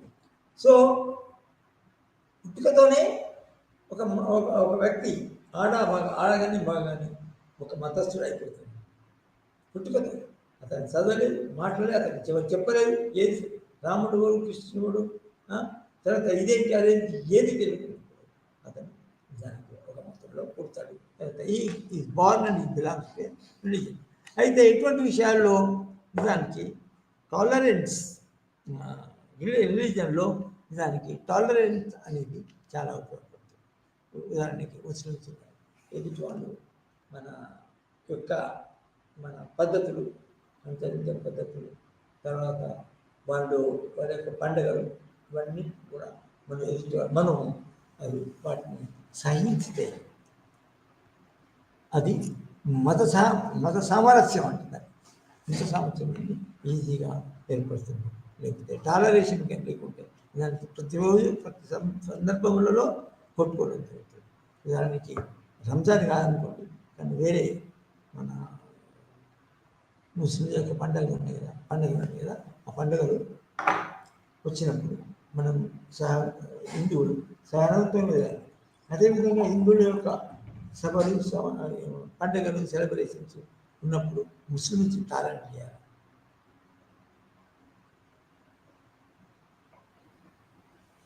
దానికి చాలాసార్లు మన మత సంఘర్షణ, మత కల్లోలాలు దానికి ఈ మధ్యన చాలా తక్కువనే అనుకోవచ్చు. ఎందుకంటే ముస్లిం మన దేశం హిందువుల మధ్య మంచి ఉంటుందని సామాన్యంగా హైదరాబాద్ అటువంటి పట్టణాలలో సామాన్యంగా మత ఘర్షణలు మత సంఘర్షణలు జరగడానికి అవకాశం ఉండేది, దానికి జరగలేదు. సో ఈ మన సహనము టాలరేషన్ అనే యొక్క విషము క్వాలిటీ ఫ్యాకల్టీ చాలా ఉపయోగకరంగా ఉంటుంది. పర్టికులర్గా మన రిలీజియస్ మత సంఘర్షణ జరగకుండా ఇది ఉపయోగపడుతుంది. అది అందరి నిజానికి అందరూ పాటించిన విషయం, తెలిసిన విషయం.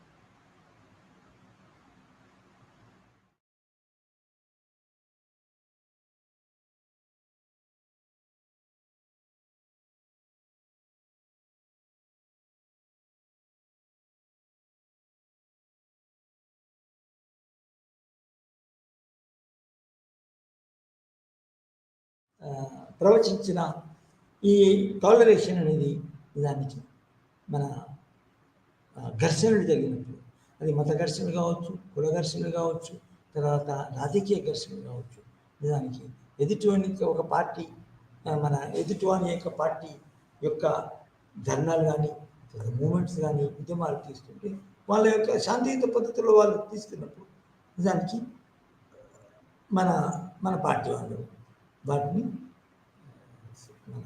వాళ్ళ యొక్క పద్ధతులు వాళ్ళ యొక్క విధానాలు ఒప్పుకోకపోవచ్చు, అది కానీ మనము ఒప్పుకోనప్పుడు ఆ ఎదుటి వాళ్ళ యొక్క విధానాలు తక్కువైనప్పుడు అది మనం దాన్ని అండర్స్టాండ్ చేసుకొని వాళ్ళను హింస పద్ధతి ద్వారా దానికి ఆపడానికి ఉండదు, పద్ధతి కాదు అని ఇతను చెప్తాడు. ఒకవేళ కాలం పెరిచినప్పుడు నిజము నిలకడమే చెప్తుందనే విధంగా అది మన సహనంతో వాళ్ళు చెప్తూనే ఉంటే దానికి మన పార్టీ యొక్క పద్ధతులు, మన పార్టీ యొక్క విధానాలు, ఎదుటి పార్టీ విధానాలు దానికి మన ఎదుటి వాళ్ళు మన పార్టీ యొక్క విధానాలు వచ్చే ఎదుటి వాళ్ళు ప్రభావితులై అవి అగ్రిమెంట్ రావచ్చు, అండర్స్టాండింగ్ రావచ్చు అనేది ఇతని యొక్క దానికి మన భావం, అభిప్రాయం. ఇది గాంధీజీ యొక్క అభిప్రాయం. సో ఘర్షణలు అనేది నిజాన్ని మనం ముందు ఫోకస్ రిలీజియన్ మీద చేశాను. ముందు మతస్థుల అభిప్రాయాలు, వాళ్ళ నమ్మకాలు తప్పకుండా ఒకరి యొక్క మతాలు ఇంకొక మతాలతో మన మన ఆమోదము ఉండదు, ఒప్పుకోవడం ఉండదు. నువ్వు చెప్పిన ఎదుటివాడు చెప్పిన నువ్వు పాటించవు, చెప్తే ఎప్పటికి పాటించవు, ఇదేం లేదు. అందుకనికే నిజానికి ఘర్షణలు వస్తాయి, అందుకనికే ఘర్షణలు వస్తాయి. రాజులు మరి ప్రభుత్వాలు కూడా వాళ్ళకు ఒక రకమైన ఒక మన ఏమంటారు చికాకు తెప్పిస్తుంది, వాళ్ళు భరించలేని ప్రాబ్లం. కాబట్టి ఏం చేస్తారంటే సామాన్యంగా మన అహింసా పద్ధతిలోనే మన మన మార్చడానికి ఒక రాజు ఇంకో దేశాన్ని జయించినప్పుడు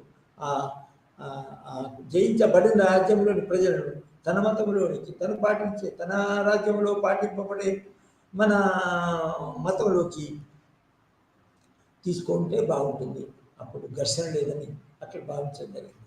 రెండవది ఏంటంటే రాజులు కూడా రాచరికంలో కూడా రాజు ఒక మతాన్ని బిలీవ్ చేసినప్పుడు నా మతమే లేకపోతే హిందూ మతమే చాలా గొప్పది, మంచిది అని భావించి కూడా చేయగలుగుతారు.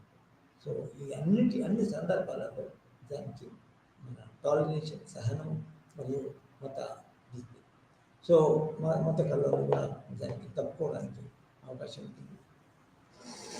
తర్వాత కొన్ని ఇంపార్టెంట్ విషయాలు ఇంకా కొన్ని మన గాంధీ దగ్గర నుంచి నేర్చుకోవాలి. అతను జీవితంలో అన్నిటికీ మనము జీవన విధానం పూర్తిగా హైఫై ఆడంబరం దుస్తులలో కానీ ధరించే మన గొలుసులు తర్వాత వజ్రాలు వైఢూర్యాలు ఇవి కానీ మనిషి తర్వాత పెద్ద పెద్ద చాలా ఖరీదైన మన ఉంటుందని కార్లు కానీ ఖరీదైన విమానాలు కానీ అతను మనం వాడకూడదు అని భావించాడు. ఆడంబరం ఎందుకంటే అందరికీ సమానంగా ఆస్తిని సంపాదించి కానీ పెద్ద మన సుఖపరమైన తర్వాత ఆడంబరపూరితమైన జీవనము జీవించవచ్చు. కానీ దానివల్ల దానికి మంచి సుఖం రాదు, సుఖం ఉండదు, శాంతి ఉండదు. ఎందుకంటే ఈ ఆడంబరాన్ని సామాన్యంగా పాటించాలంటే దుస్తులు కానీ వజ్ర వైభవులు కానీ ధనం కానీ పెద్ద పెద్ద ఇళ్ళు కానీ ఇవన్నీ సంపాదించాలంటే ఎదుటివాని యొక్క మన సంపదను సామూహికంగా కానీ వ్యక్తిగతంగా కానీ తను సమకూర్చుకోవడం పొందాలా అనే సమస్య వస్తుంది, టెన్షన్ వస్తుంది. అదేవిధంగా పేదరికంలో ఉన్న వాళ్ళు పూర్తిగా ధనవంతులైన వాళ్ళ చూసి అసూయ పుడుతుంది. వాళ్ళ అన్ని ధనధాన్యాల నుంచి సంపత్తి ఉంది.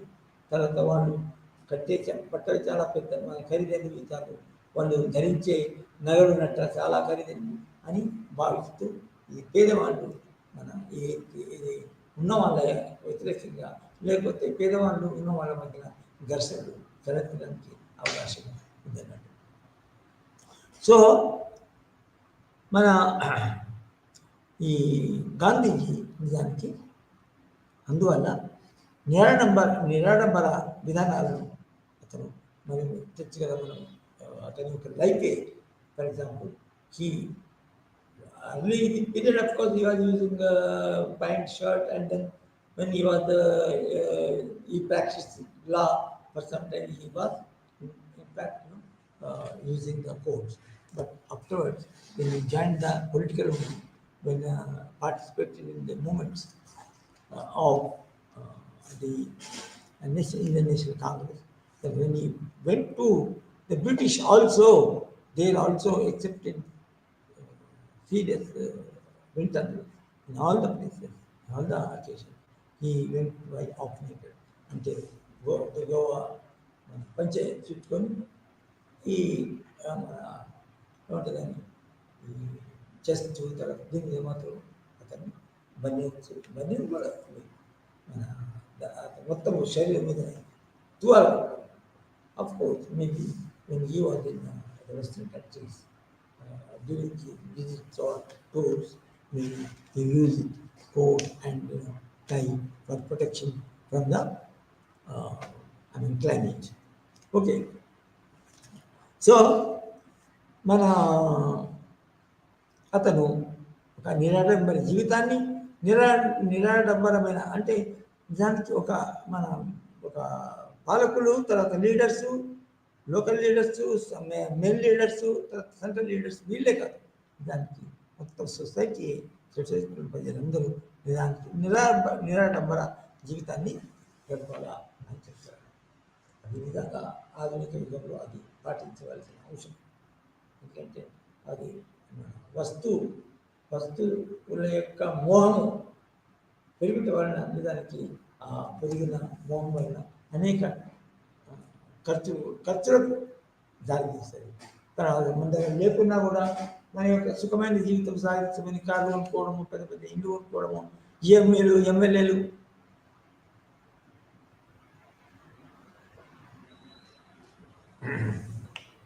అయితే దానికి ఈఎంఐ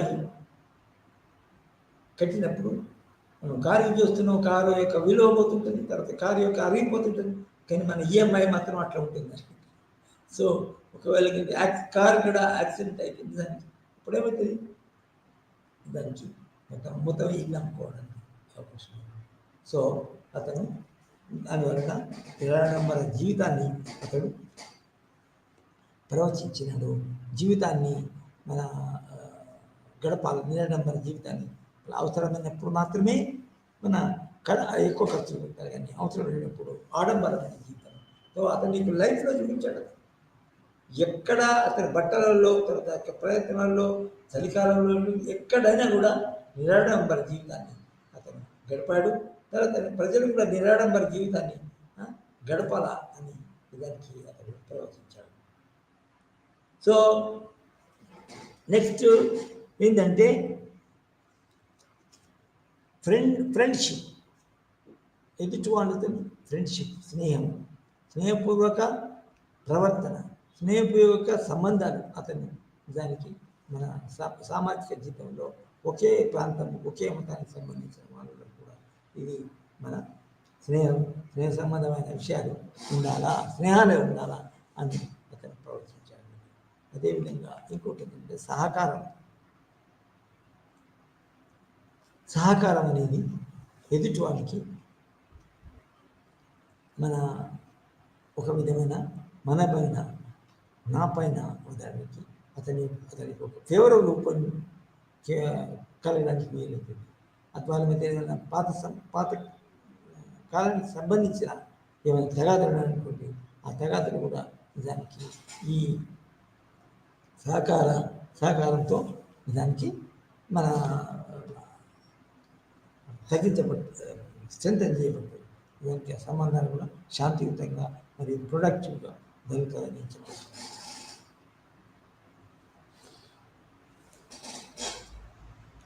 సో అది Gandhiji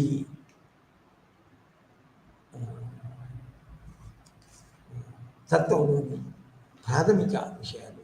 because a man is known by his principles, a man is known by his actions. So ఈ యొక్క 8 ముఖ్యమైన ప్రధాన అంశాలు యొక్క మన ఇది గాంధీజీ గురించి ఉన్నాయో అవి దానికి మనం ఇంతవరకు చదువుకున్నట్టు చాలా మీకు అర్థమైందనుకుంటా. మీరు ఒక రకమైన అభిప్రాయం వచ్చారనుకుంటా అతని యొక్క భావనలు.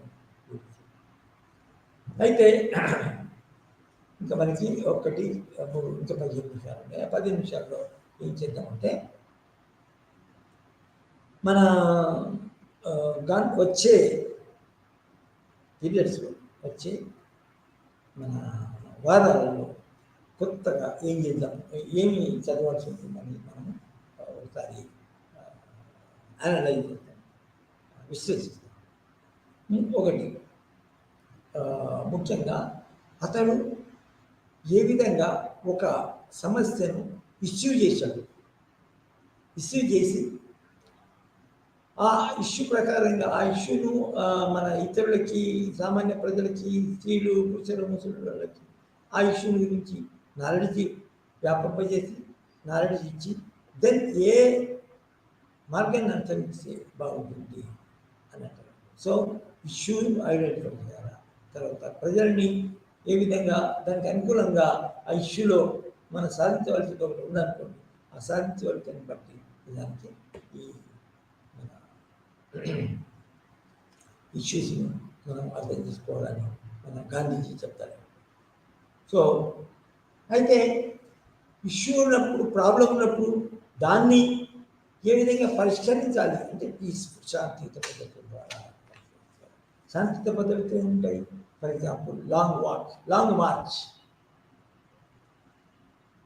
ఏ ఇష్యూలో బాధను అనుభవిస్తున్నారో, ఇబ్బందులను అనుభవిస్తున్నారో వాళ్ళు నిజానికి ఒకటై తమ యొక్క సమస్యలను పరిష్కరించుకొని, వాదించుకొని, అనలైజ్ చేసి పరిష్కరించుకున్నప్పుడు నిజానికి అతని యొక్క మార్గం కనిపెడతాడు. దీని పరిష్కారానికి మార్గం కనిపెట్టి, ఫర్ ఎగ్జాంపుల్ పరిష్కారం శాంతియుత పద్ధతి ద్వారా ఆ యొక్క మన ఇది సమస్యను పరిష్కరించుకోవచ్చు అని అంటారు. అయితే ముఖ్యంగా మనము అతని యొక్క భావనలు సరైనవా కావా అతడు మన వాదించి ప్రతిపాదించి ప్రవచించి నా యొక్క భావనలు ఏదైతే ఉన్నాయో అవి నిజంగా మన పాటించవచ్చునా అని నిజానికి మన ప్రశ్న రావచ్చు. సో ఒక విషయం, ఫర్ ఎగ్జాంపుల్ మన ఉద్యమ కాలంలో, జాతీయ ఉద్యమ కాలంలో సాల్ట్ అనేది అది వచ్చింది. సాల్ట్ నిజానికి సముద్రం నుంచి వస్తుంది. దాన్ని నీళ్ళు తీసిన తర్వాత బయటికి ఎండగట్టి దాన్ని నీళ్ళ నుంచి నీళ్ళు నుంచి సముద్రం నీళ్ళు మనం తాగుతాం. ఎందుకంటే ఉప్పు బాగుంటుంది, ఉప్పుతోనే మొత్తం. సో దాన్ని అయితే ఇది మన వీళ్ళు ఈ కాలంలో బ్రిటిష్ ప్రభుత్వం ఏం చేశారంటే సత్యం ఉప్పు యొక్క ధరలు పూర్తిగా పెంచేసింది. దానివల్ల ఏం చేస్తుందంటే అసలు నిజానికి మన ఉప్పు మనమే తయారు చేసుకోవచ్చు అని సముద్రం వైపు ప్రజలను నడిపించి నిజానికి సముద్రం కట్టన కిషోర్ సముద్ర ఒడ్డున కిషోర్లో నిజానికి అనేక మన దేశ ప్రజల్ని, అనేక మంది పౌరులకు వివిధ ప్రస్థానాలను పిలిచి దానికి మీ యొక్క ఉప్పును మీరే తయారు చేసుకోవాలా, nothing we did not depend on the Britishers or for that matter, because there were some non-Muslim kingdoms, princely states were also there.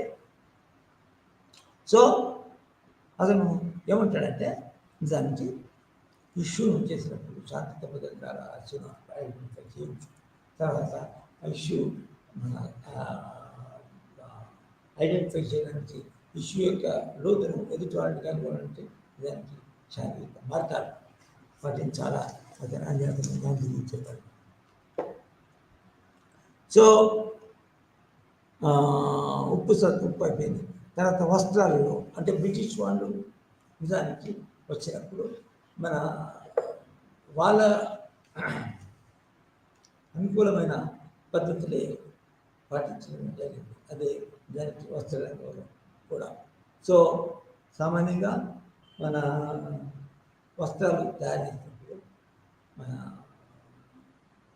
ఎవరైతే అమ్ముతారో వాళ్ళకి లాభం బాగా కలుగుతుంది.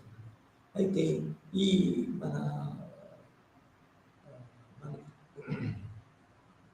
ఈ వస్త్రాలు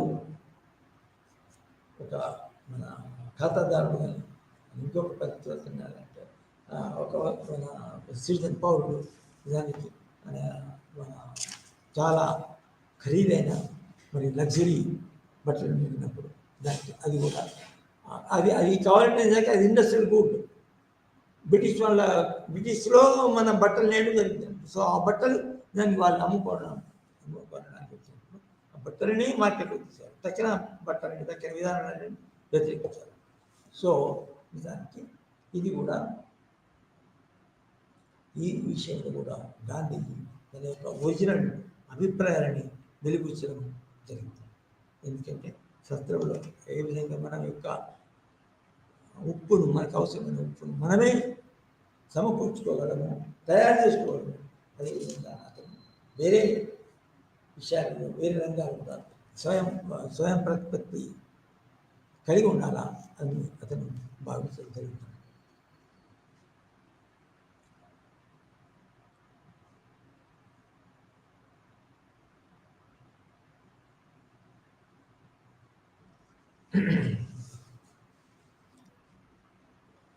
ఇంకా మనము గాంధీజీ గురించి నిజంగా ఇంకా విషయాలు ఉన్నాయి. ఆ విషయాన్ని మనము నెక్స్ట్ క్లాస్లో చేసుకోవచ్చు. అయితే అతను నడిపిన ఉద్యమాల్లో దానికి అహింసా పద్ధతులను అనుసరించడము, అదేవిధంగా హింసా పద్ధతులు పాటించకపోవడము, అదేవిధంగా ఒకవేళ కనుక ఇమీడియట్గా ఎదుటివాడు నేను దాడి చేశాను చాలా మటుకి టాలరెన్స్ ఉండాలా అని గాంధీజీ దానికి భావించారు. సో మన ఇష్యూని పరిష్కరించాలా అనే దాని మీద ఫోకస్ చేయాలి. ఎందుకంటే ఇష్యూని పరిశీలించకపోతే ఆ లొల్లులు కొట్లాటలు అల్లర్లు నడుస్తూనే ఉంటాయి. కానీ ఇష్యూకి సంబంధించిన ఒక ప్రాబ్లం ఉంటుంది, ఆ ప్రాబ్లంగా పరిశీలన చేస్తే దానికి ఉదాహరణకి బయట నీటి కోసం కొట్లాడుకుంటున్నారు, ఇది మంచి నీటి కోసం. ఫర్ ఎగ్జాంపుల్ ఈ మన పబ్లిక్ ఎదురుగా అయింది కదా, అది పెద్ద ట్యాంక్. ఆ ట్యాంక్లో నీళ్ళు ఒకసారి దాన్ని పంప్ అప్ చేయాలి కాబట్టి ఆ పంప్ అప్ చేయడం మన పంపు నడవలేదు కాబట్టి ఇంట్లోకి వాటర్ వస్తుంది. ఒకవేళ ఉన్నా కూడా చిన్న సన్నగా వస్తుంది. అప్పుడు దాన్ని ఆ వాటర్ని సమకూర్చుకోవచ్చు. ప్రజలు చాలా ఇబ్బంది పడవలసి వస్తుంది, కొట్లాడవలసి వస్తుంది. సో అట్లా కాకుండా అతను శాంతియుతంగా ప్రవేశించి అదేవిధంగా మన ఉద్యమాలు కూడా శాంతియుతంగా మన ఒక ఆఫీస్ సంబంధించిన విషయంలో ఆఫీస్ వరకు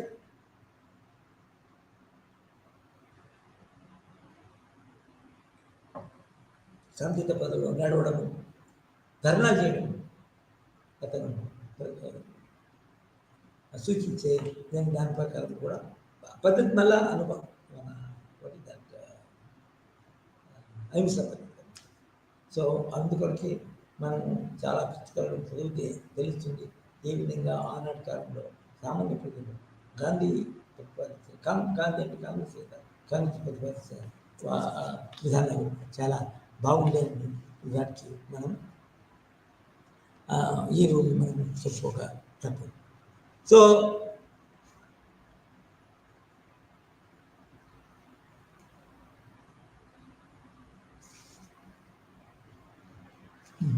అయితే మన ప్రతి విషయంలో అతను ఒక సమస్య ఉంటే ఆ సమస్యను మనమే పరిష్కరించుకోవాలి. తర్వాత మనమే దానికి ఆల్టర్నేటివ్ చూపించుకోవాలా, అతన్ని పరిష్కరణ చేయాలి.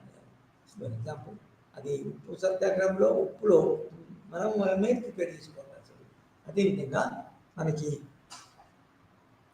నేతలు కూడా అతడు మన యొక్క నేతత్వం, మన యొక్క పద్ధతిని మనమే నూలు అడిగి ఆ నూలను నేసి వాళ్ళకి కావాల్సిన బట్టలు కూడా తయారు చేయవచ్చు అనే విధంగా సూచించి దానికి నేతలను మన ఖాదీ వస్త్రాలను నేయడం, మనకు మనం నేర్చుకోవడం, విదేశ వస్తువుల బహిష్కరణ ఎట్లా చేస్తామో అదేవిధంగా విదేశీ వస్త్రాలను కూడా బహిష్కరించడం అతను చేశాడు. సో అతను కూడా కొందరు ఏం చేస్తారంటే దొరికినప్పుడు మాత్రం పెద్ద పెద్ద లగ్జరీస్ ఇంపోర్ట్ విషయాలు జరుగుతుంది, మళ్ళీ మూమెంట్లో పోయినప్పుడు మాత్రం చాలా సింపుల్గా ఉంటుంది. అట్లా కాకుండా నిజంగా ఇంట్లో కానీ బయట కానీ చాలా నిరాడంబర జీవితం నువ్వు బతకాలని అతను చెప్తాడు.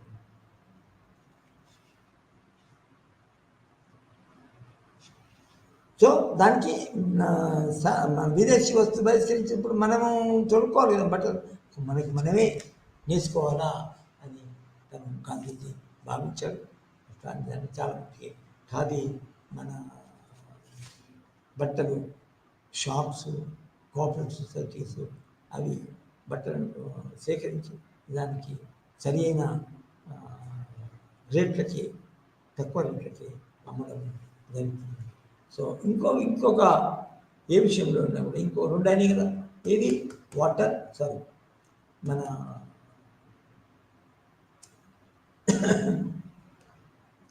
మన కేంద్ర విదేశీ వస్త్రాల భయంకరణ గురించి కానీ, తర్వాత సత్యాగ్రహ సాల్ట్ కానీ వాళ్ళ ఇండస్ట్రీలో వాళ్ళ దేశంలో బ్రిటన్లో చేసి తయారు చేసి ఇక్కడ తీసుకుని మనకు అమ్మడం.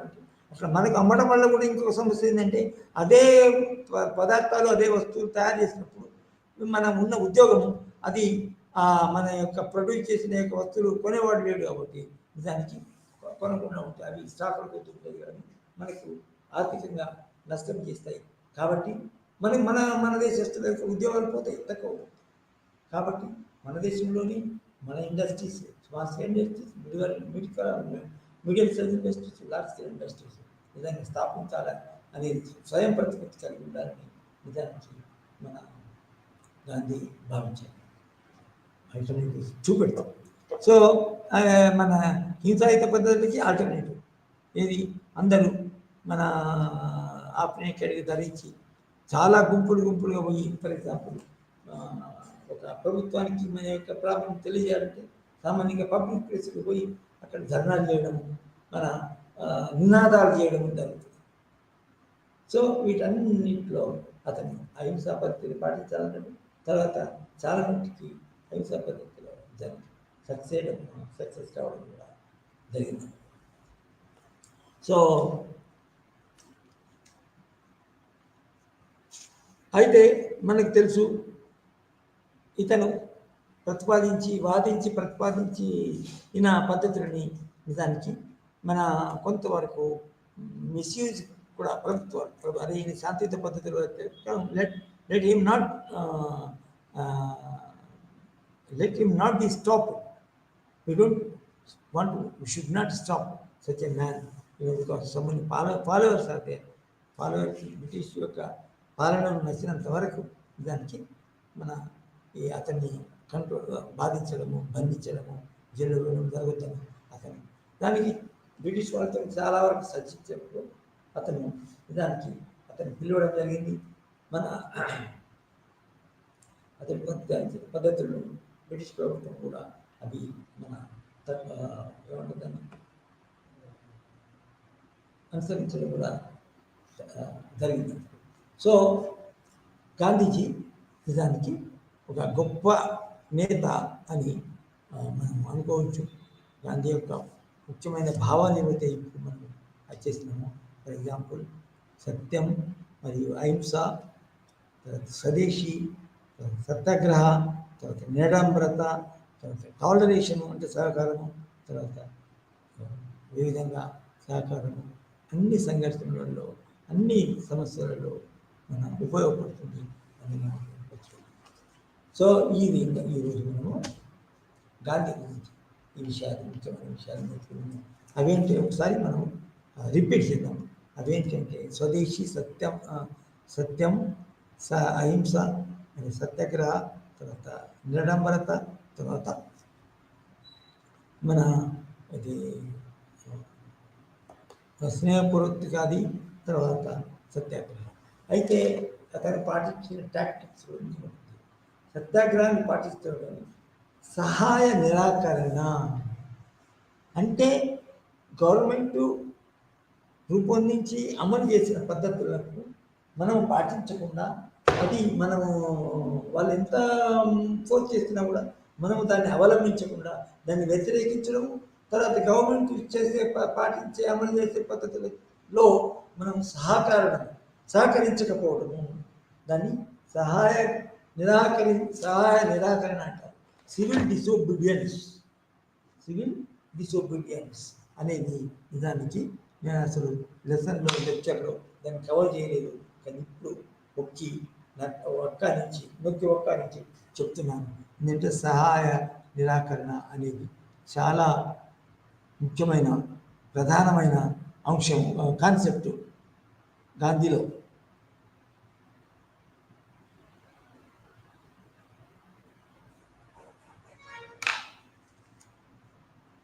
సో ఇవన్నీ అవి గాంధీజీ మన బట్టి చెప్పడమే కాకుండా అవి పాటించి, తర్వాత ఇతరులు పాటించాలని, తమ పార్టీలో ఉన్న వాళ్ళు పాటించాలని, తర్వాత వాళ్ళు పాటిస్తూనే మన పార్టీని నమ్ముతారు. అదేవిధంగా పార్టీకి ఓట్లేసి పార్టీని మళ్ళీ అధికారంలోకి వచ్చేట్టు చేస్తారని అతను దీన్ని భావించి మన ఆదేశించడం జరిగింది. సో ఇంతటితో ఇవాటి లెక్చర్ ముగుస్తుంది. Thank you.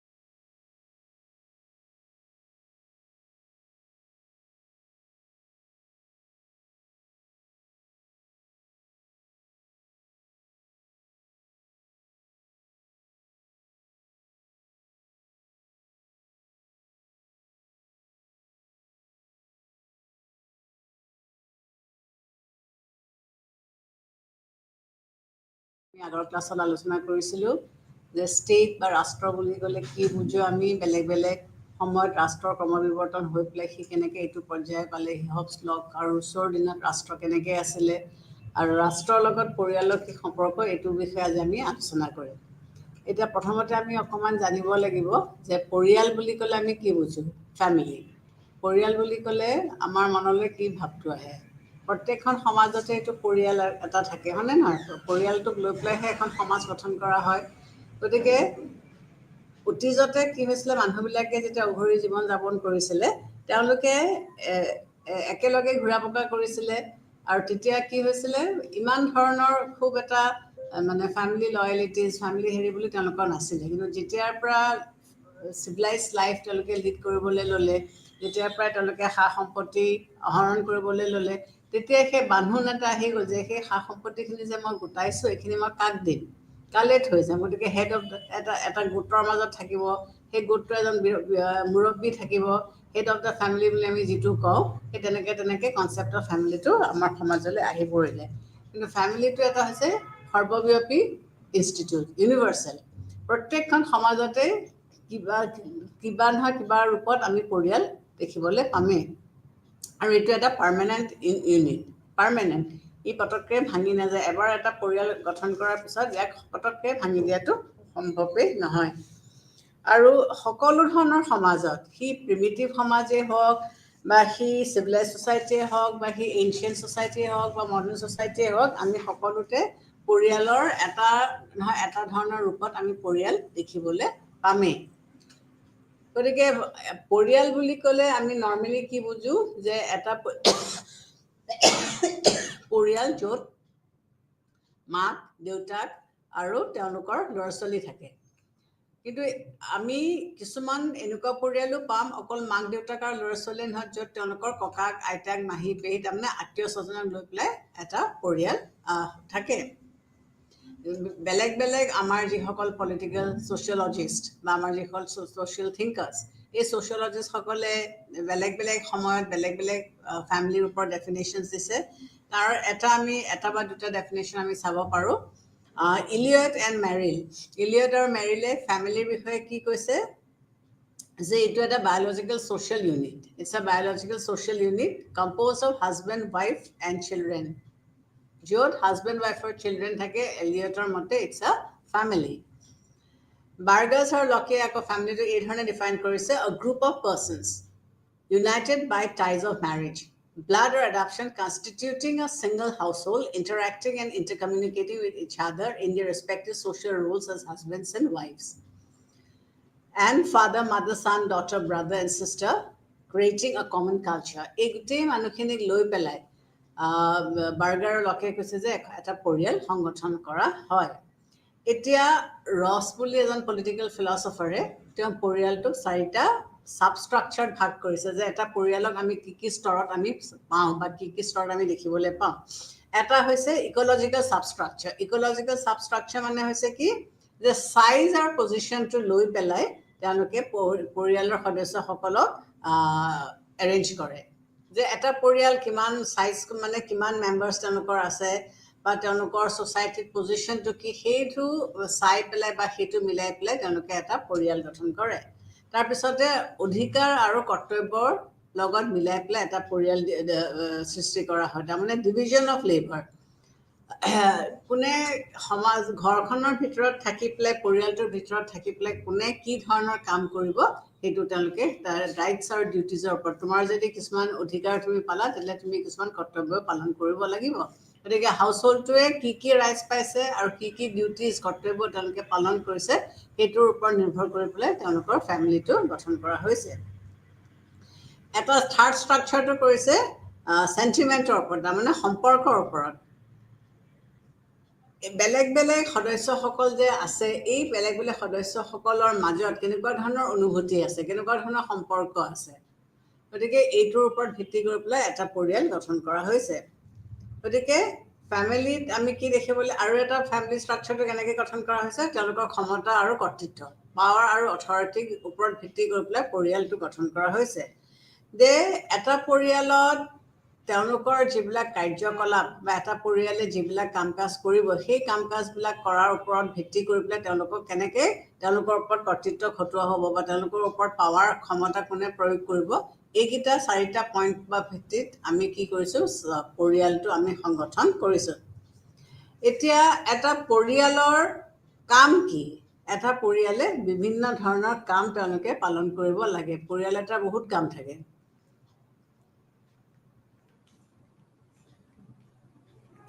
এটা পৰিয়ালে বিভিন্ন ধৰণৰ কাম তেওঁলোকে কৰিবলগীয়া হয় পৰিয়ালটো কি এটা basic unit of basic social unit এটা সোশ্যাল ইউনিট বুলি আমি গিলে কৈছো যে প্ৰত্যেকখন সমাজতে আমি কি দেখিবলৈ পাওঁ আমি কিছুমান মানুহ আমি দেখিবলৈ পাওঁ যে তেওঁলোকে গ্ৰুপ বান্ধি পেলাই থাকে তেওঁলোকে গোট হৈ পেলাই থাকে আৰু এই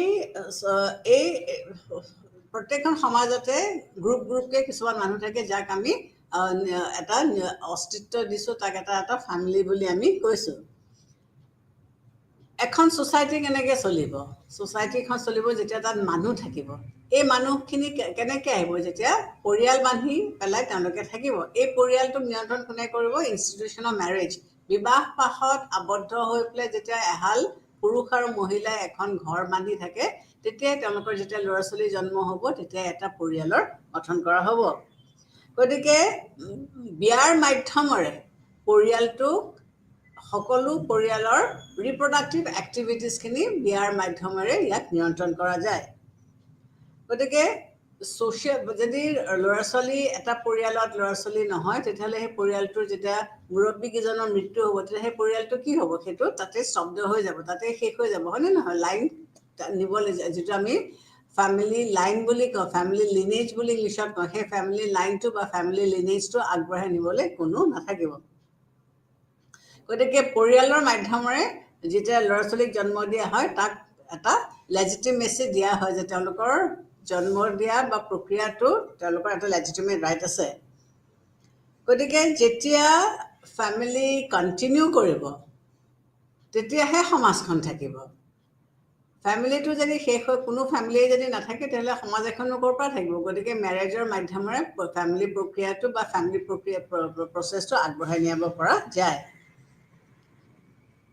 পৰিয়ালটো এনেকুৱা এটা বস্তু যি আমাক কি দিয়ে মানসিক আৰু ষ্টেবিলিটি দিয়ে আৰু ইমোশনাল আমাক সিকিউৰিটি দিয়ে প্ৰত্যেকজন ব্যক্তিক আমাক কি লাগে আমাৰ মনটোত মানসিক শান্তি লাগে আৰু আমাৰ ইমোশনাল সিকিউৰিটি লাগে গতিকে পৰিয়ালৰ মাধ্যমত থাকি আমি এইটো পাওঁ তোমালোকে নিশ্চয় কেতিয়াবা মন কৰিছা বা তোমালোকে যেতিয়া কিবা এটা খুব ভাল ৰিজাল্ট কৰিছা বা কিবা এটা পুৰস্কাৰ পাইছা বাহিৰত তোমালোকৰ বন্ধু বৰ্গ বা তোমালোকৰ আত্মীয় স্বজনে যিমানেই তোমালোকক প্ৰেইজ নকৰক যিমানেই তোমালোকক এপ্ৰিচিয়েট নকৰক কিয় লাগিলে যেতিয়া তোমালোকে ঘৰলৈ ঘূৰি অহাৰ পিছত ঘৰৰ মা দেউতাক নিজৰ ককাই বাই ভনীয়ে যেতিয়া তোমালোকক এপ্ৰিচিয়েট কৰিব সেই আনন্দটো বেলেগ গতিকে ফ্যামিলি এটাই মানুহক কি দিয়ে ইমোশনাল সাপোৰ্ট দিয়ে গতিকে পেৰেণ্টছৰ পৰাই ল'ৰা ছোৱালীয়ে প্ৰথম ইমোশনাল সাপোৰ্টটো পাবলৈ শিকে আৰু তাৰপিছত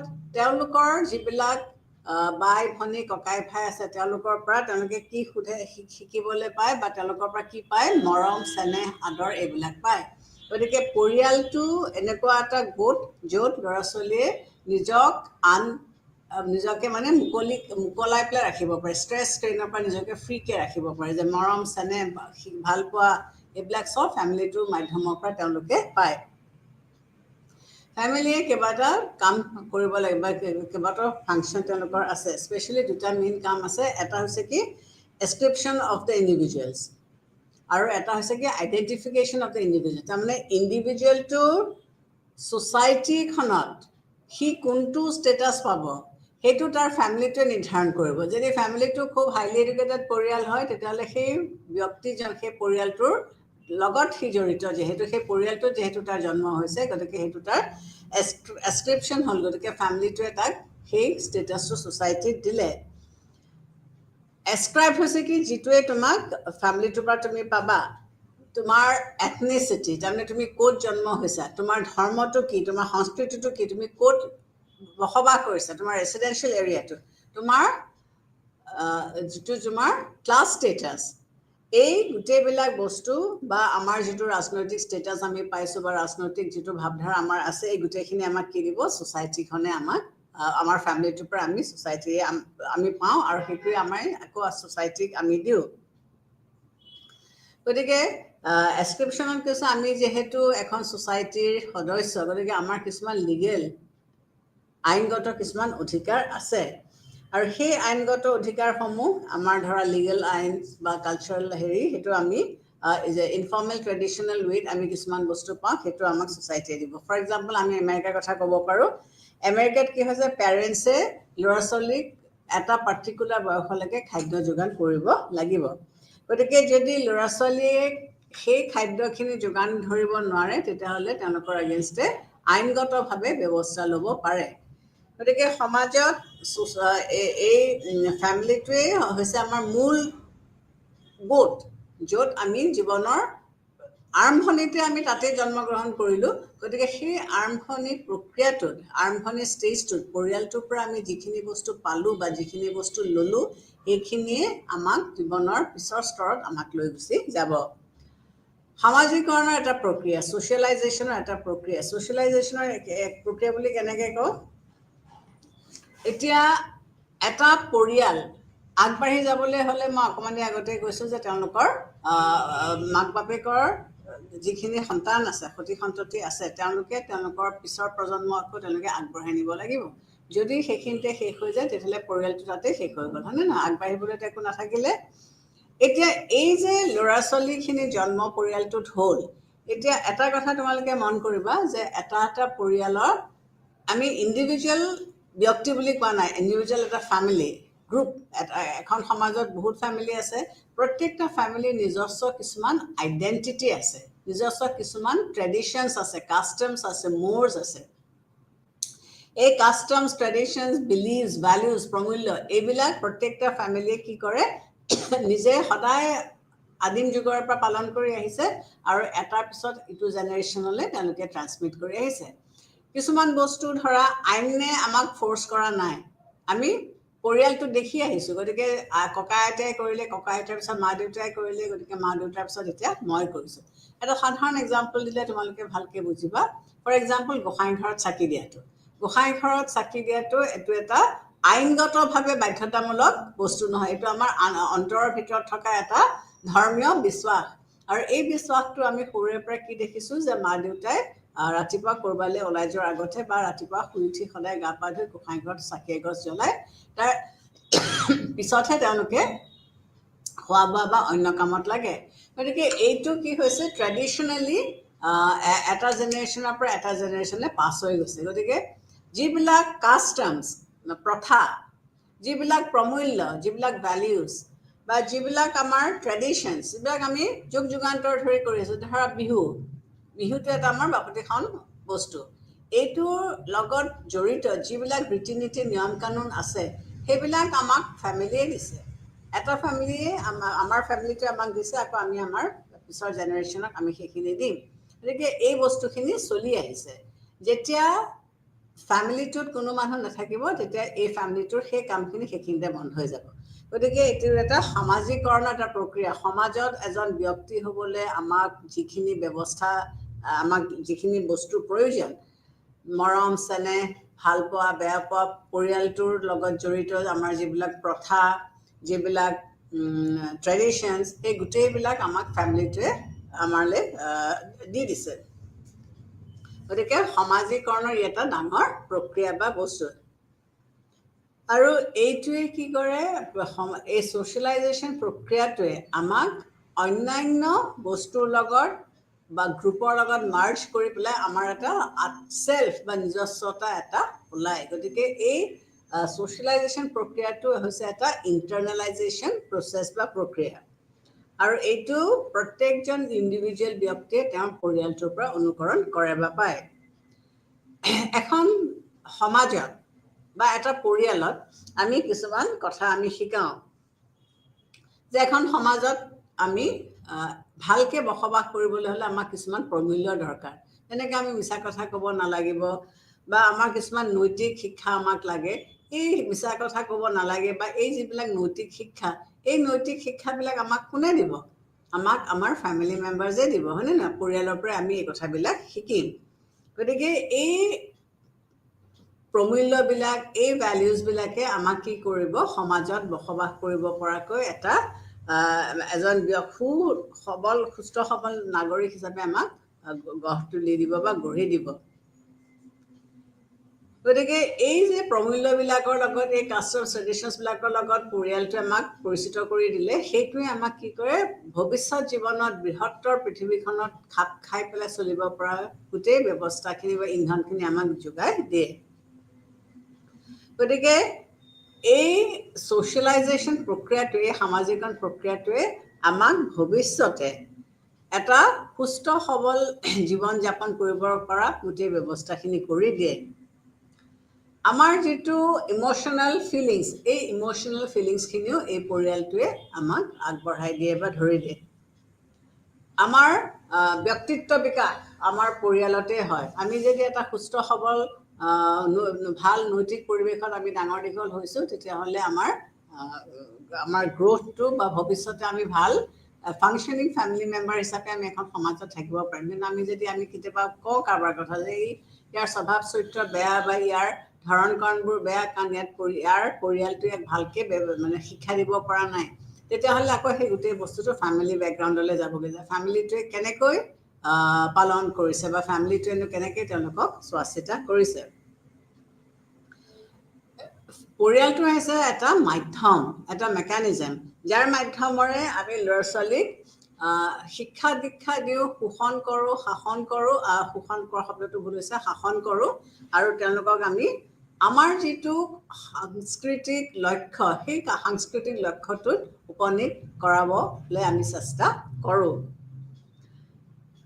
এটা শিশু যেতিয়া জন্ম হয়, সি এটা একেবাৰে একেবাৰে বাৰ্বেৰিয়ান এটা আৰু ৰাষ্ট্ৰিক, আমি যিটো কওঁ যে একো নাজানে, একো কৰিব নাজানে, তাক কিন্তু আমি এটা সভ্য ব্যক্তি হিচাপে আমি গঢ়ি তোলোঁ। গতিকে এই ফেমিলিটোতে হয়। জন্মগ্ৰহণ কৰা শিশু এটাৰ প্ৰথম অৱস্থাৰ পৰা সি একোৱেই নাজানে, সি এটা বাৰ্বেৰিয়ান টাইপ অফ লাইফ লিড কৰে, কিন্তু তাক লাহে লাহে এই সামাজিকৰণ প্ৰক্ৰিয়াটোত সোমোৱাই পেলাই কি কৰিব লাগে, কি কৰিব নালাগে, এই গোটেই বস্তুখিনি যেতিয়া আমি তাক ভালকৈ বুজাই দিওঁ, তেতিয়া সেই ব্যক্তিজনে সেই কামখিনি কৰি উঠে। গতিকে পৰিয়ালটোৱে বেছিক যিটো শিক্ষা দৰকাৰ এখন সমাজত মানুহ হিচাপে জীয়াই থাকিবলৈ, বা অন্য মানুহে আমাক এজ হিউমেন বিংছ একচেপ্ট কৰিবলৈ হ'লে, গ্ৰহণ কৰিবলৈ হ'লে যিখিনি বস্তু প্ৰয়োজন বা যিখিনি বস্তু লাগে, সেইখিনি আমাক শিকাই দিয়ে। গতিকে পৰিয়াল এটাই এটা ল'ৰাক, এটা শিশুক, সি ভৱিষ্যত জীৱনটো যাতে তাৰ সুকলম হয়, ভাল হয়, এই গোটেই প্ৰশিক্ষণখিনি তাক জন্ম হোৱাৰ পৰা সি পৃথিৱীত নিজেই খুটি খাব পৰাকৈ ওলাই যোৱালৈকে তাক এই ব্যৱস্থাখিনি কৰি দিয়ে।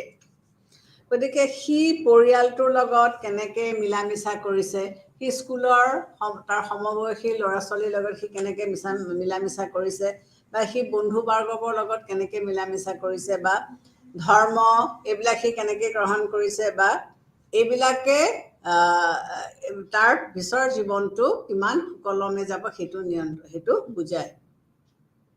গতিকে পৰিয়ালৰ লগত ইণ্টাৰেক্ট কৰিবলৈ হ'লে, বা তাৰো কিছুমান বস্তু আছে যিবিলাকে তাক তাৰ কাৰ্যকলাপবিলাকৰ ওপৰত নিয়ন্ত্ৰণ কৰে। গতিকে পৰিয়ালবৰ্গ বা ফ্ৰেণ্ডছ বা ধৰ্ম বা আমাৰ পুলিচ, এইবিলাকে তেওঁলোকে কিছুমান কাম কৰাৰ পৰা শিশুক বাধা দিয়ে, আৰু সেই বাধাটো সি কেনেকৈ ল'ব পাৰিছে বা কেনেকৈ লৈছে, সেইটোৱেও ডিপেণ্ড কৰিব বা ডিচাইড কৰিব যে ভৱিষ্যত জীৱনত সি কেনেকৈ আগবাঢ়ি যাব পাৰিব। তাৰপিছতে গণতন্ত্ৰৰ এটা ভেটি, পৰিয়ালটো হৈছে গণতন্ত্ৰৰ এটা ভেটি। গতিকে পৰিয়ালটোতে সি প্ৰথম তাক নিজক আৱিষ্কাৰ কৰে।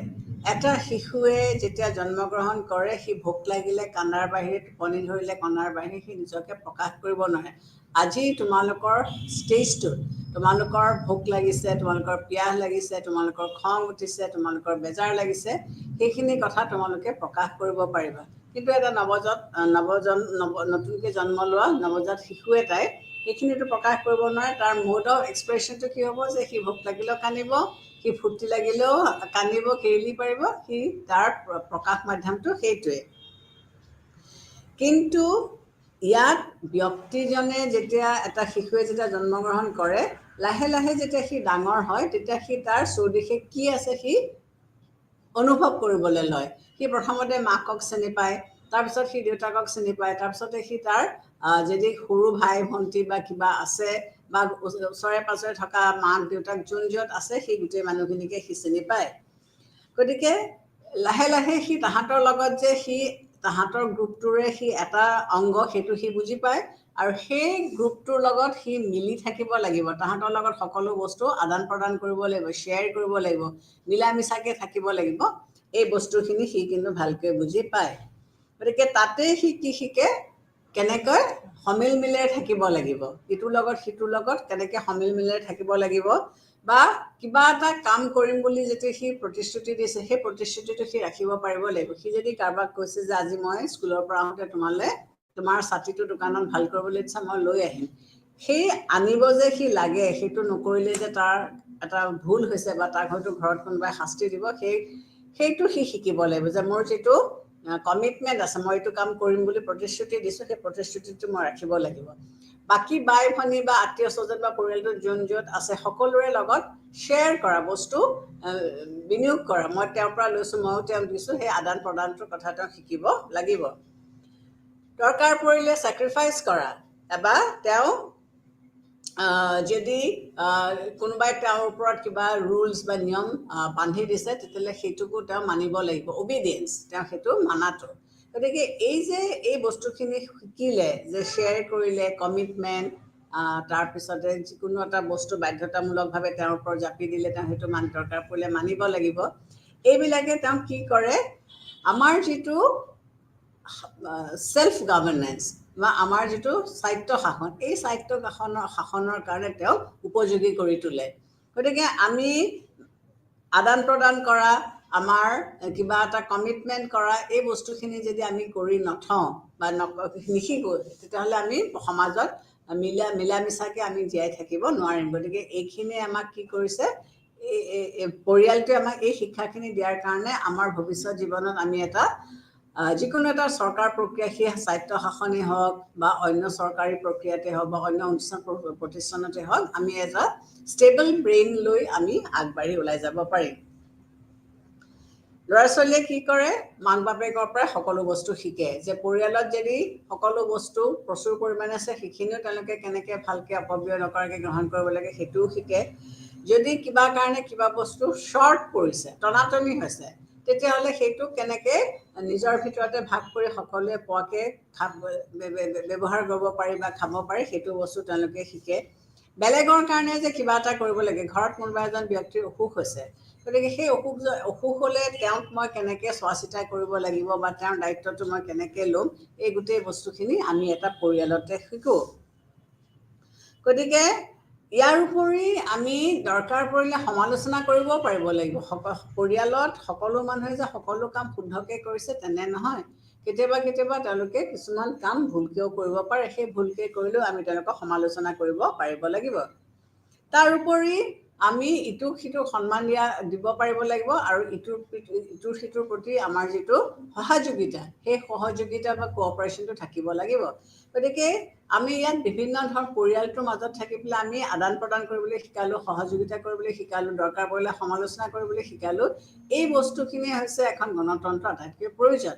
আমি গণতন্ত্ৰক যদি ৰাজনৈতিক দিশৰ পৰা চাওঁ, সামাজিক দিশৰ পৰা নাচাওঁ, তেতিয়াহ'লে ৰাজনৈতিক দিশতো আমি কি পাইছোঁ যে আমি চৰকাৰ গঠন কৰা প্ৰক্ৰিয়াটোত আমি অংশগ্ৰহণ কৰিব পাৰিব লাগিব।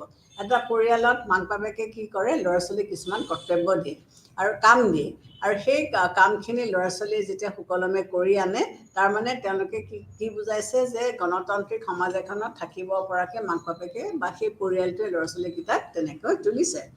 তাৰ উপৰি তেওঁলোকক বস্তু শ্বেয়াৰ কৰিবলৈ শিকাইছে, তেওঁলোকক মত বিনিয়োগ কৰিবলৈ শিকাইছে, দৰকাৰ পৰিলে তেওঁলোকে সমালোচনা কৰিব শিকাইছে।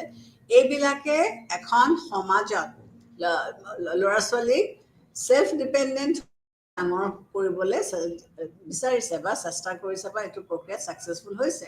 তেনেস্থলত আমি কি দেখিছোঁ যে গণতন্ত্ৰই গণতন্ত্ৰটো এইটো লাগে আমি চৰকাৰ গঠন কৰা প্ৰক্ৰিয়াত অংশগ্ৰহণ কৰিছোঁ যদি চৰকাৰে ভালকৈ প্ৰশাসন চলাব পৰা নাই তেতিয়াহ'লে আমি চৰকাৰক পিছৰ নিৰ্বাচনত ভোট নিদিওঁ বা আমাৰ চৰকাৰৰ প্ৰতি যদি কিবা এটা অভিযোগ আছে সেইখিনি আমি মানে কোনো ধৰণৰ কুণ্ঠাবোধ নকৰাকৈ আমি সেইখিনি প্ৰকাশ কৰিব পাৰোঁ গতিকে এইটোৱে আমাক কি কৰাইছে চৰকাৰৰ লগত এটা ক্ল'জনেছলৈ আনি দিছে যেনেকৈ পৰিয়ালটোৰ মাজত থাকি মৰম চেনেহ ক্ৰিটিচিজমৰ মাজত থাকিও আমাৰ পৰিয়ালটোৰ মাজত এটা মৰম চেনেহ বান্ধোনেৰে আমাক বান্ধি ৰাখিছে ঠিক তেনেকৈ এই প্ৰক্ৰিয়াৰ মাধ্যমেৰেও আমি চৰকাৰৰ লগত কানেক্টেড হৈ আছোঁ আৰু এই প্ৰক্ৰিয়াটোৱে আমাক বিশেষকৈ স্থানীয় চৰকাৰৰ লগত আমাক খুব ধুনীয়াকৈ বান্ধি ৰাখিছে কাৰণ আমাৰ এই গোটেই এক্টিভিটিছবিলাক প্ৰথমতে আমাৰ যিটো লোকেল ছেল্ফ গভৰ্ণমেণ্ট সেই লোকেল ছেল্ফ গভৰ্ণমেণ্টতে ষ্টাৰ্ট কৰা হৈছে গতিকে ঘৰ হৈছে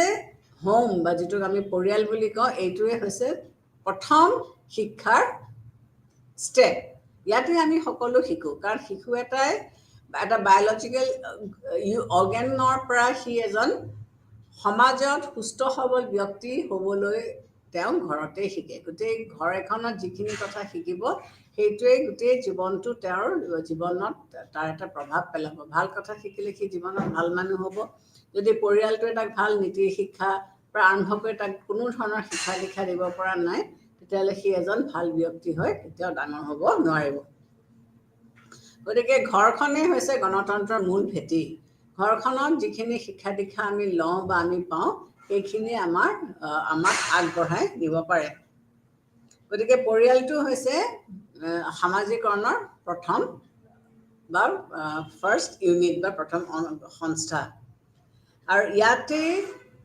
পৰিয়ালটোতেই ল'ৰা ছোৱালীয়ে ৰাজনৈতিক ভাৱধাৰা বা অন্যান্য সামাজিক ভাৱধাৰা বা ধৰ্মীয় ভাৱধাৰা এই গোটেইবিলাক বস্তু পৰিয়ালটোতে তেওঁলোকে শিকে আৰু এই যে পৰিয়ালটোৰ আৰম্ভণিৰ পৰা তেওঁলোকে বিভিন্ন ভাৱধাৰা তেওঁলোকে শিকিলে বা তেওঁলোকৰ ওপৰত প্ৰভাৱ পেলাইছে এইটোৱে তেওঁলোকৰ পিছৰ জীৱনতো প্ৰক্ৰিয়া কৰে বা কাম কৰি থাকে গতিকে সেই ইনিচিয়েল ষ্টেজৰ যিটো ভোটিং বিহেভিয়াৰ কথা ডাইনিং টেবুলত বহি তেওঁ হয়তো সেই সময়ত ভোট দিয়াই নাই কিন্তু ঘৰৰ ডাইনিং টেবুলত বহি সকলোৱে আলোচনা কৰিছে যে কেনেকৈ ভোট দিব বা কাক ভোট দিব বা এইটো পাৰ্টিক কিয় ভোট নিদিয়ে বা এইটো পাৰ্টিকহে কিয় ভোট দিব এইবিলাকে তেওঁৰ মনত এটা প্ৰক্ৰিয়া কৰে আৰু ভৱিষ্যত জীৱনত যেতিয়া তেওঁ এই নিজেই ভোট দিবলৈ আগবাঢ়ি আহে তেতিয়া শুনা কথাখিনি এটা এক্সটেনশ্যনে তেওঁৰ মনত এটা প্ৰক্ৰিয়া বা এটা ক্ৰিয়া কৰি থাকে আৰু তেতিয়া আমি কি দেখিবলৈ পাওঁ যে ফেমিলি মেম্বাৰ্ছবিলাকে এটা ধৰণেৰে বা এটা মাধ্যমেৰে মানে তেওঁলোকে এই কামখিনি কৰি যায় এটা সামাজিক নিয়ন্ত্ৰণৰ এটা প্ৰক্ৰিয়া পৰিয়ালটো হৈছে এটা ইনফৰ্মেল এটা সামাজিক নিয়ন্ত্ৰণ কৰা এটা মেথড বা আইডিয়েল ছিষ্টেম ল'ৰা ছোৱালীক কি কৰে মাক বাপেকে কিছুমান গাইডলাইনছ দিয়ে সেই গাইডলাইনছবিলাক কিহৰ ভিত্তিত দিয়ে যে তেওঁলোকে সমাজ এখনত কেনেকৈ বিহেভ কৰিব সমাজত তেওঁলোকৰ বিহেভিয়াৰটো কেনেকুৱা হ'ব লাগিব এতিয়া তোমালোকে নিজেও মন কৰিছা যে তোমালোকে যেতিয়া কথা পাতা বা বন্ধু বৰ্গৰ লগত তোমালোকে লগ পোৱা তোমালোকৰ আচৰণটো বেলেগ হয় যেতিয়া কোনোবা এজন ডাঙৰ মানুহক লগ পোৱা তেওঁলোকৰ আচৰণটো বেলেগ হয় মাক দেউতাকৰ লগত আচৰণটো বেলেগ হয় এই বস্তুবিলাক আমি কাৰ লগত কেনেকৈ বিহেভ কৰিব লাগে এইবিলাক আমাক কোনে শিকায় আমাক আমাৰ ফেমিলিটোৱে শিকায় গতিকে আমাৰ যিটো সামাজিক নিয়ন্ত্ৰণ ছ'চিয়েল কণ্ট্ৰল এই ছ'চিয়েল নিয়ন্ত্ৰণৰ মাধ্যমেৰে আমি কিছুমান বস্তু সমাজত শিকিবলৈ পাওঁ সক্ৰিয় বা নকাৰাত্মক দুটা ধৰণে আমাক পজিটিভ নেগেটিভ দুটা ৱেতে আমাক কণ্ট্ৰল কৰে যেতিয়া ল'ৰা ছোৱালীয়ে কিবা এটা ভাল কাম কৰে তেতিয়াহ'লে মাক বাপেকে তেওঁলোকক প্ৰেইজ কৰে তেতিয়া তেওঁলোকে কি কৰে ল'ৰা ছোৱালীয়েও মাক বাপেকৰ পৰা কোনো ধৰণৰ পানিছমেণ্ট তেওঁলোকে নিবিচাৰে শাস্তি তেওঁলোকে নিবিচাৰে গতিকে মাক বাপেকে ভাল পোৱা কামখিনি ল'ৰা ছোৱালীয়ে কৰে তেওঁলোক অবিডিয়েণ্ট হয় তেওঁলোকে কথা শুনে মাক বাপেকে যি ধৰণে বিচাৰিছে সেই ধৰণে তেওঁলোকে কাম কাজখিনি কৰে বা সেই ধৰণে তেওঁলোকে কৰে চ' আমাৰ যিটো সামাজিক নিয়ন্ত্ৰণৰ তত্ত্ব আছে সেই তত্ত্বটো মানে কি ক'ব বিচাৰিছে যে সাধাৰণতে যিবিলাক ল'ৰা ছোৱালীয়ে মাক বাপেকৰ কথা মতে ঘৰ এখনত চলে পিছলৈ যেতিয়া তেওঁলোকে ডাঙৰ হয় হ'লে তেওঁলোকে সেই যিখন সমাজত তেওঁলোক থাকে সেই সমাজখনৰ যিবিলাক ৰীতি নীতি বা নিয়ম কানুন সেইবিলাকৰ পৰা তেওঁলোকে সাধাৰণতে ফালৰি কাটি আহিবলৈ চেষ্টা নকৰে। তেওঁলোক হৈছে এটা পাৰ্ট, তেওঁলোকে সেই প্ৰক্ৰিয়াটোৰ এটা অংগ তেওঁলোক হৈ পৰে। আৰু তেওঁলোকে কোনো ধৰণৰ ৰিস্কি বিহেভিয়াৰ নলয়, যিটোৱে তেওঁলোকক সেই সমাজখনৰ পৰা তেওঁলোকক এটা মানে পৃথক হিচাপে তেওঁলোকক চাব বা তেওঁলোকক অমান্য কৰা ল'ৰা ছোৱালী বুলি যাতে নকয়। মানে যিবিলাক ল'ৰা ছোৱালীয়ে ঘৰৰ যিটো অনুশাসন সেইটো কোনো ধৰণৰ প্ৰটেষ্ট নকৰাকৈ মানি লয়, পিছতো তেওঁলোকে সমাজৰ নিয়ম কানুনবিলাক মানোতে তেওঁলোকৰ অসুবিধা নহয়। তেওঁলোকে এটা গতত তেওঁলোকে গোটেই বস্তুখিনি মানে তেওঁলোকে ভালকৈ মানি লয়। গতিকে ছ'চাইটিয়ে কি কৰে, ছ'চাইটি এখন সুকলমে চলিবলৈ হ'লে, কাৰণ এখন ঘৰতে আমি কি দেখিবলৈ পাইছোঁ যে বেলেগ বেলেগ মানুহ মানে একেই মাক বাপেকৰ সন্তান হ'লেও চবৰে টেষ্ট, চবৰে ধৰণ থিংকিং বেলেগ, হয়নে নহয়? গতিকে এখন সমাজত কিমান মানুহ থাকিব, প্ৰত্যেকৰেতো থিংকিং বেলেগ, কিন্তু যিটো জেনেৰেল এটা ছিষ্টেম আছে সেই ছিষ্টেমটোৰ ভিতৰত থাকি পেলাই যেতিয়া সকলো মানুহ আগবাঢ়ি যায়, তেতিয়া সেই সমাজখনত সেই সামাজিক নিয়ন্ত্ৰণটোৱে সমাজখনৰ মানুহখিনিক ভালকৈ আগবঢ়াই নিব পাৰে। যদি কোনোবাই ল'ৰা ছোৱালীখিনি ঘৰতে এটা ভালকৈ সুস্থ সবল শিক্ষা দিব পৰা নাই, তেতিয়াহ'লে কিন্তু তেওঁলোকৰ পিছৰ লাইফটোত তেওঁলোকে মানে সমাজৰ লগত খাপ খাই পেলাই কাম কাজ কৰিব নোৱাৰিব। গতিকে ছ'চাইটিত তেওঁলোক ডিছফাংচনিং মেম্বাৰ্ছ হৈ পৰিব। ছ'চাইটিৰ নৰ্মছ, কালচাৰ এইবিলাক তেওঁলোকে ফ'ল' কৰিব নোৱাৰিব আৰু তেওঁলোকৰ নিজৰে বিপদ হ'ব। গতিকে ছ'চাইটিত যদি এখন ছ'চাইটি সুকলমে বা ভালকৈ চলিব লাগে বা আগবাঢ়ি যাব লাগে, তেতিয়াহ'লে কি কৰিব লাগিব, তেওঁলোকক যথেষ্ট ভাল শিক্ষা ঘৰত দিব লাগিব, পৰিয়ালটোৱে তেওঁলোকক ভাল শিক্ষা দিব লাগিব। গতিকে আমি কোনো মানুহৰ ওপৰত বা আমাতকৈ যিবিলাক আমাৰ সৰু সেইবিলাকক আমি কৰিব নালাগে, বেয়া ব্যৱহাৰ কৰিব নালাগে। সেইটো আমি ক'ত শিকিম? ঘৰতে শিকিম। ঘৰত যদি আমাক শিকায় যে ইজনটোতকৈ সৰু তাক থাপৰ এটা মাৰ, তেতিয়াহ'লে আমাৰ এটিটিউডটো তেনেকুৱাই হ'ব যে আমি য'তে ত'তে বাহিৰত মানুহক মাৰিব পাৰিম। কিন্তু ঘৰত যদি শিকায় যে তোমাতকৈ সৰু হ'ব পাৰে, কিন্তু হ'লেও তুমি তাক সন্মান দিব লাগিব বা তাৰ যিটো প্ৰাপ্য সেইটো তাৰ পৰা ছিঙি আনিব নোৱাৰা, এনেকুৱা ধৰণৰ যেতিয়া ফেমিলি ভেলিউজবিলাক আমালৈ আহিব, তেতিয়া কি হয়, সমাজ এখন সুকলমে চলিব। গতিকে এই সামাজিক নিয়ন্ত্ৰণটো হৈছে কি, যে এই ইনফৰ্মেল ৱেত ব্যক্তিক আমি কিছুমান কাম কৰাৰ পৰা বাধা দিওঁ বা মানা কৰোঁ, যিটোৱে সমাজত অনিষ্ট কৰিব পাৰে। আৰু এইটো পৰিয়ালটোৱে ফেমিলিতে আৰম্ভণিতে দিব লাগিব। আৰু সেই পৰিয়ালৰ সেই ভেলিউজখিনি লৈ পেলাই ল'ৰা ছোৱালীবিলাক আগবাঢ়ি আহে। এতিয়া আধুনিকৰণৰ যিটো সময়, ইয়াত কি হৈছে, ফেমিলিৰ যিটো ৰোল, সেই ৰোলটো বহুত পৰিৱৰ্তন হৈছে। আগতে এটা পৰিয়ালত মাক দেউতাক ককাক আইতাক বহুত থাকে।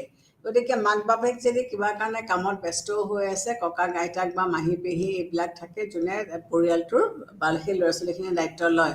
গতিকে তেওঁলোকক বহুত ধৰণৰ নৈতিক শিক্ষা দিয়ে। ৰামায়ণ মহাভাৰতৰ পৰা আৰম্ভ কৰি বিভিন্ন ধৰণৰ গল্প শুনাই তাহাঁতক নৈতিক শিক্ষা দিয়ে। আৰু এইবিলাকে তেওঁলোকক কি কৰে, তেওঁলোকৰ এটা ষ্ট্ৰং মেৰুদণ্ড গঠন কৰি দিয়ে। গতিকে ফেমিলি তেওঁলোকে এইবিলাক পাই আহে। কিন্তু আজিৰ বৰ্তমান আধুনিকৰণৰ যুগত, আৰ্বানাইজেশ্যনৰ যুগত কি হৈছে, বহুত পৰিৱৰ্তন হৈছে। আগৰ পৰিয়ালটো নাই। আগৰ আমাৰ যিটো যৌথ পৰিয়াল আছিলে, এই যৌথ পৰিয়াল এতিয়া ভাঙি গৈছে। এতিয়া পিয়ৰলি নিউক্লিয়াৰ ফেমিলি হৈছে, য'ত অকল মাক বাপেক থাকে। আৰু ইয়াতো আকৌ আমি কেতিয়াবা কি দেখিবলৈ পাইছোঁ যে আজিকালি যিটো অৰ্থনৈতিক প্ৰেছাৰ প্ৰত্যেকটা পৰিয়ালৰ ওপৰত পৰে, খোৱা বস্তুৰ দাম বা দুজনে উপাৰ্জন নকৰিলে এখন ঘৰ নচলে। গতিকে ঘৰৰ এজন ব্যক্তি বা এজন সদস্য বাহিৰত চাকৰি কৰিবলৈ যায়। গতিকে ছিংগল পেৰেণ্টৰ ৰোলটো এতিয়া বহুত বেছি বাঢ়ি গৈছে। বেছিভাগ ফেমিলিতে তুমি চাবা যে দেউতাক এঠাইত থাকে, মাক এঠাইত থাকে। গতিকে মাকৰ লগত ল'ৰা ছোৱালী থাকে। চ' মাকগৰাকীয়ে চাকৰি বাকৰি কৰি পেলাই ল'ৰা ছোৱালী চাই তেওঁৰ ওপৰত অভাৰবাৰ্ডেন, তেওঁ কামখিনি তেনেকৈ চাবলগীয়া হৈছে। গতিকে ল'ৰা ছোৱালীক বেছিভাগ যদি তেওঁ পইচাটো এফৰ্ড কৰিব পাৰিছে, তেওঁ ছাৰ্ভেণ্টৰ লগত তুলি ৰাখিছে। গতিকে সেই আগৰ যিটো এজন ছাৰ্ভেণ্টৰ ওপৰত ডাঙৰ হোৱা ল'ৰা ছোৱালী আৰু ঘৰৰ আত্মীয় স্বজনৰ মাজত ডাঙৰ হোৱা ল'ৰা ছোৱালীৰ মাজত আমি ডেফিনেটলি কিছুমান তফাত আমি দেখিবলৈ পাম।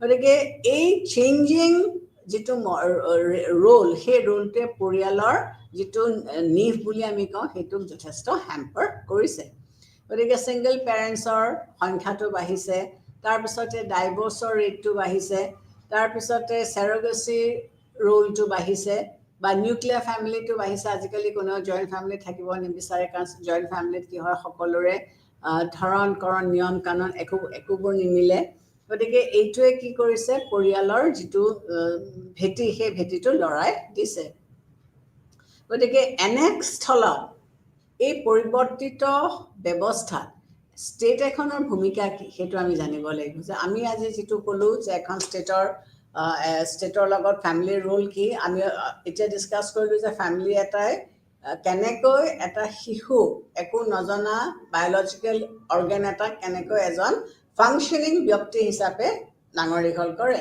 আৰু এইটো কথা মনত ৰাখিব লাগিব যে ছ'চাইটি যে ফেমিলি এটা নহ'লে এখন ছ'চাইটি আগবাঢ়িব নোৱাৰে গতিকে ছ'চাইটিও আগবাঢ়িব নোৱাৰে আৰু সংস্কৃতিটো আগবাঢ়িব নোৱাৰে কাৰণ ফেমিলিটো থকাৰ কাৰণেহে সকলোবিলাক যিবিলাক আমাৰ প্ৰক্ৰিয়া সমস্যা আমাৰ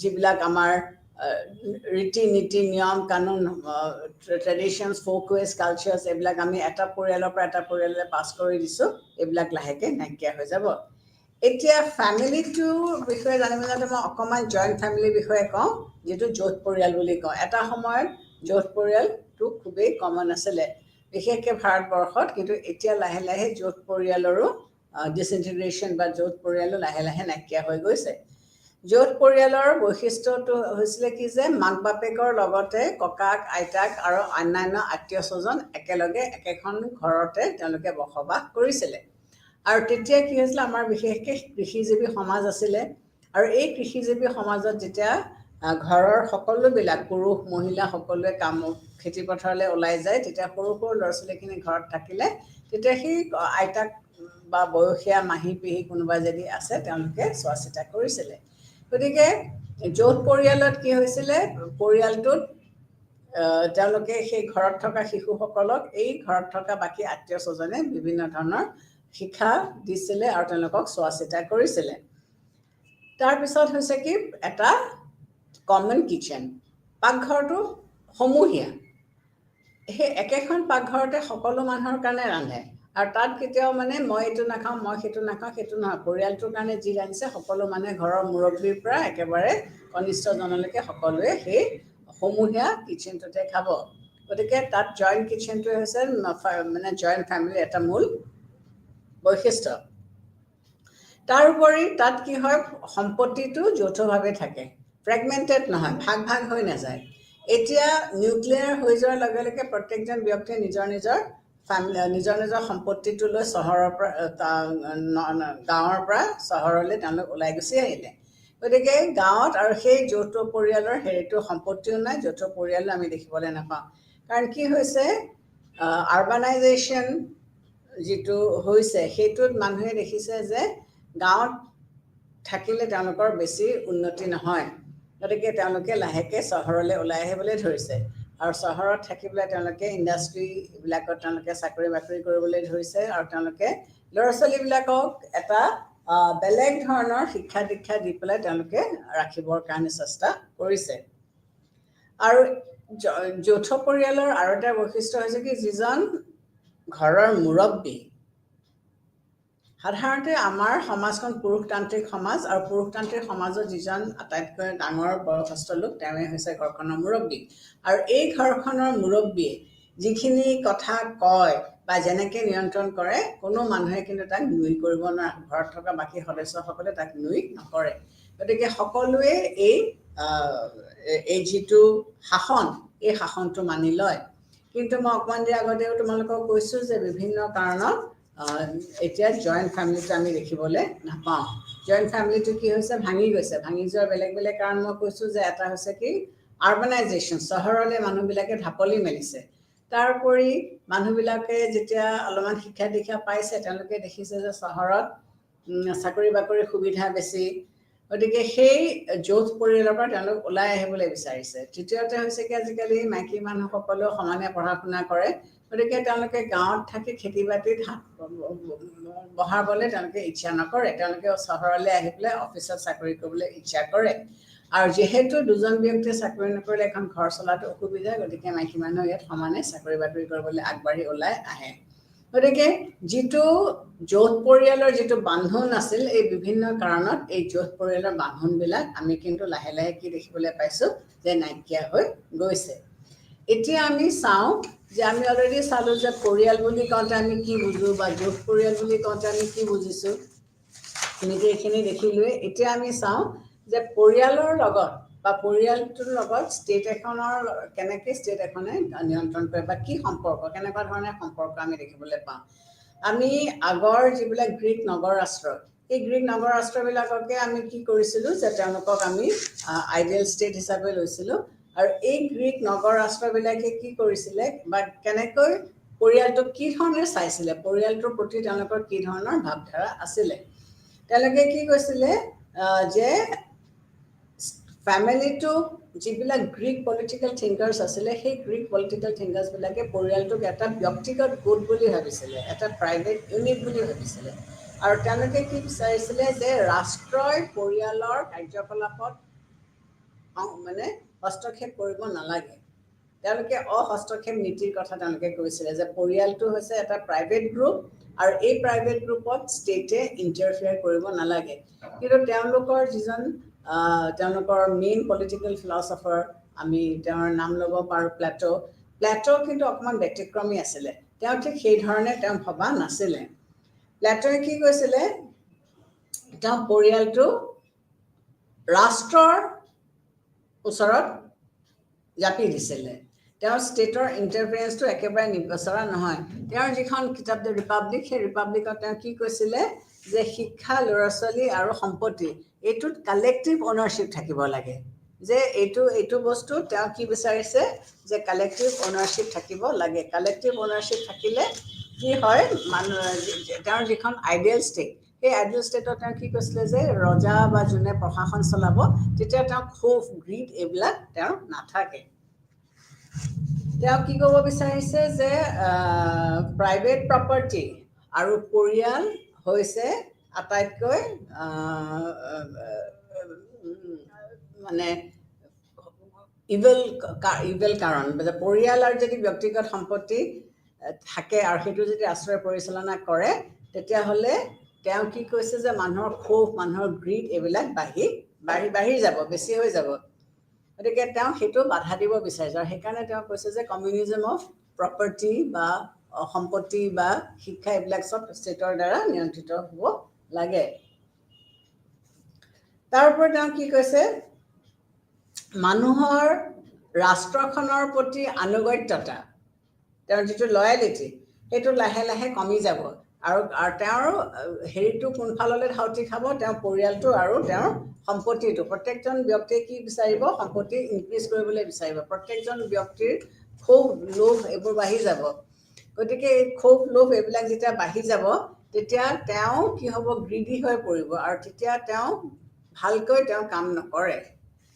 তাৰোপৰি প্লেটোৱে সেইকাৰণে কৈছে যে ব্যক্তি হওক, পৰিয়াল হওক আৰু ৰাষ্ট্ৰ হওক, এইবিলাকৰ মাজত তেওঁ কোনো ডিফাৰেঞ্চিয়েশ্যন এটা কৰিব বিচৰা নাছিলে, যে বিটুইন ছেল্ফ এণ্ড আদাৰ্ছ, তেওঁ সেইকেইটাৰ মাজত ভাগ বতৰা কৰিব বিচৰা তেওঁ নাছিলে। তেওঁ কৈছিল যে সম্পত্তি আৰু পৰিয়াল এই গোটেইবিলাক হেৰি হ'ব লাগিব। সম্পত্তি আৰু পৰিয়াল, তেওঁ কি কৈছিল, সম্পত্তি আৰু পৰিয়াল মাজত মানে কমিউনিজমৰ কথা তেওঁ কৈছিলে। সেইকাৰণে তেওঁ কি কৈছিলে যে তেওঁ বিয়াৰ কথা কোৱা নাছিলে। তেওঁ যিখন আইডিয়েল ষ্টেটৰ কথা কৈছিলে, তেওঁ ৰিপাব্লিকত তেওঁ কৈছিলে যে বিয়াৰ অনুষ্ঠানটোৰ কথা তেওঁ ভবা নাছিলে।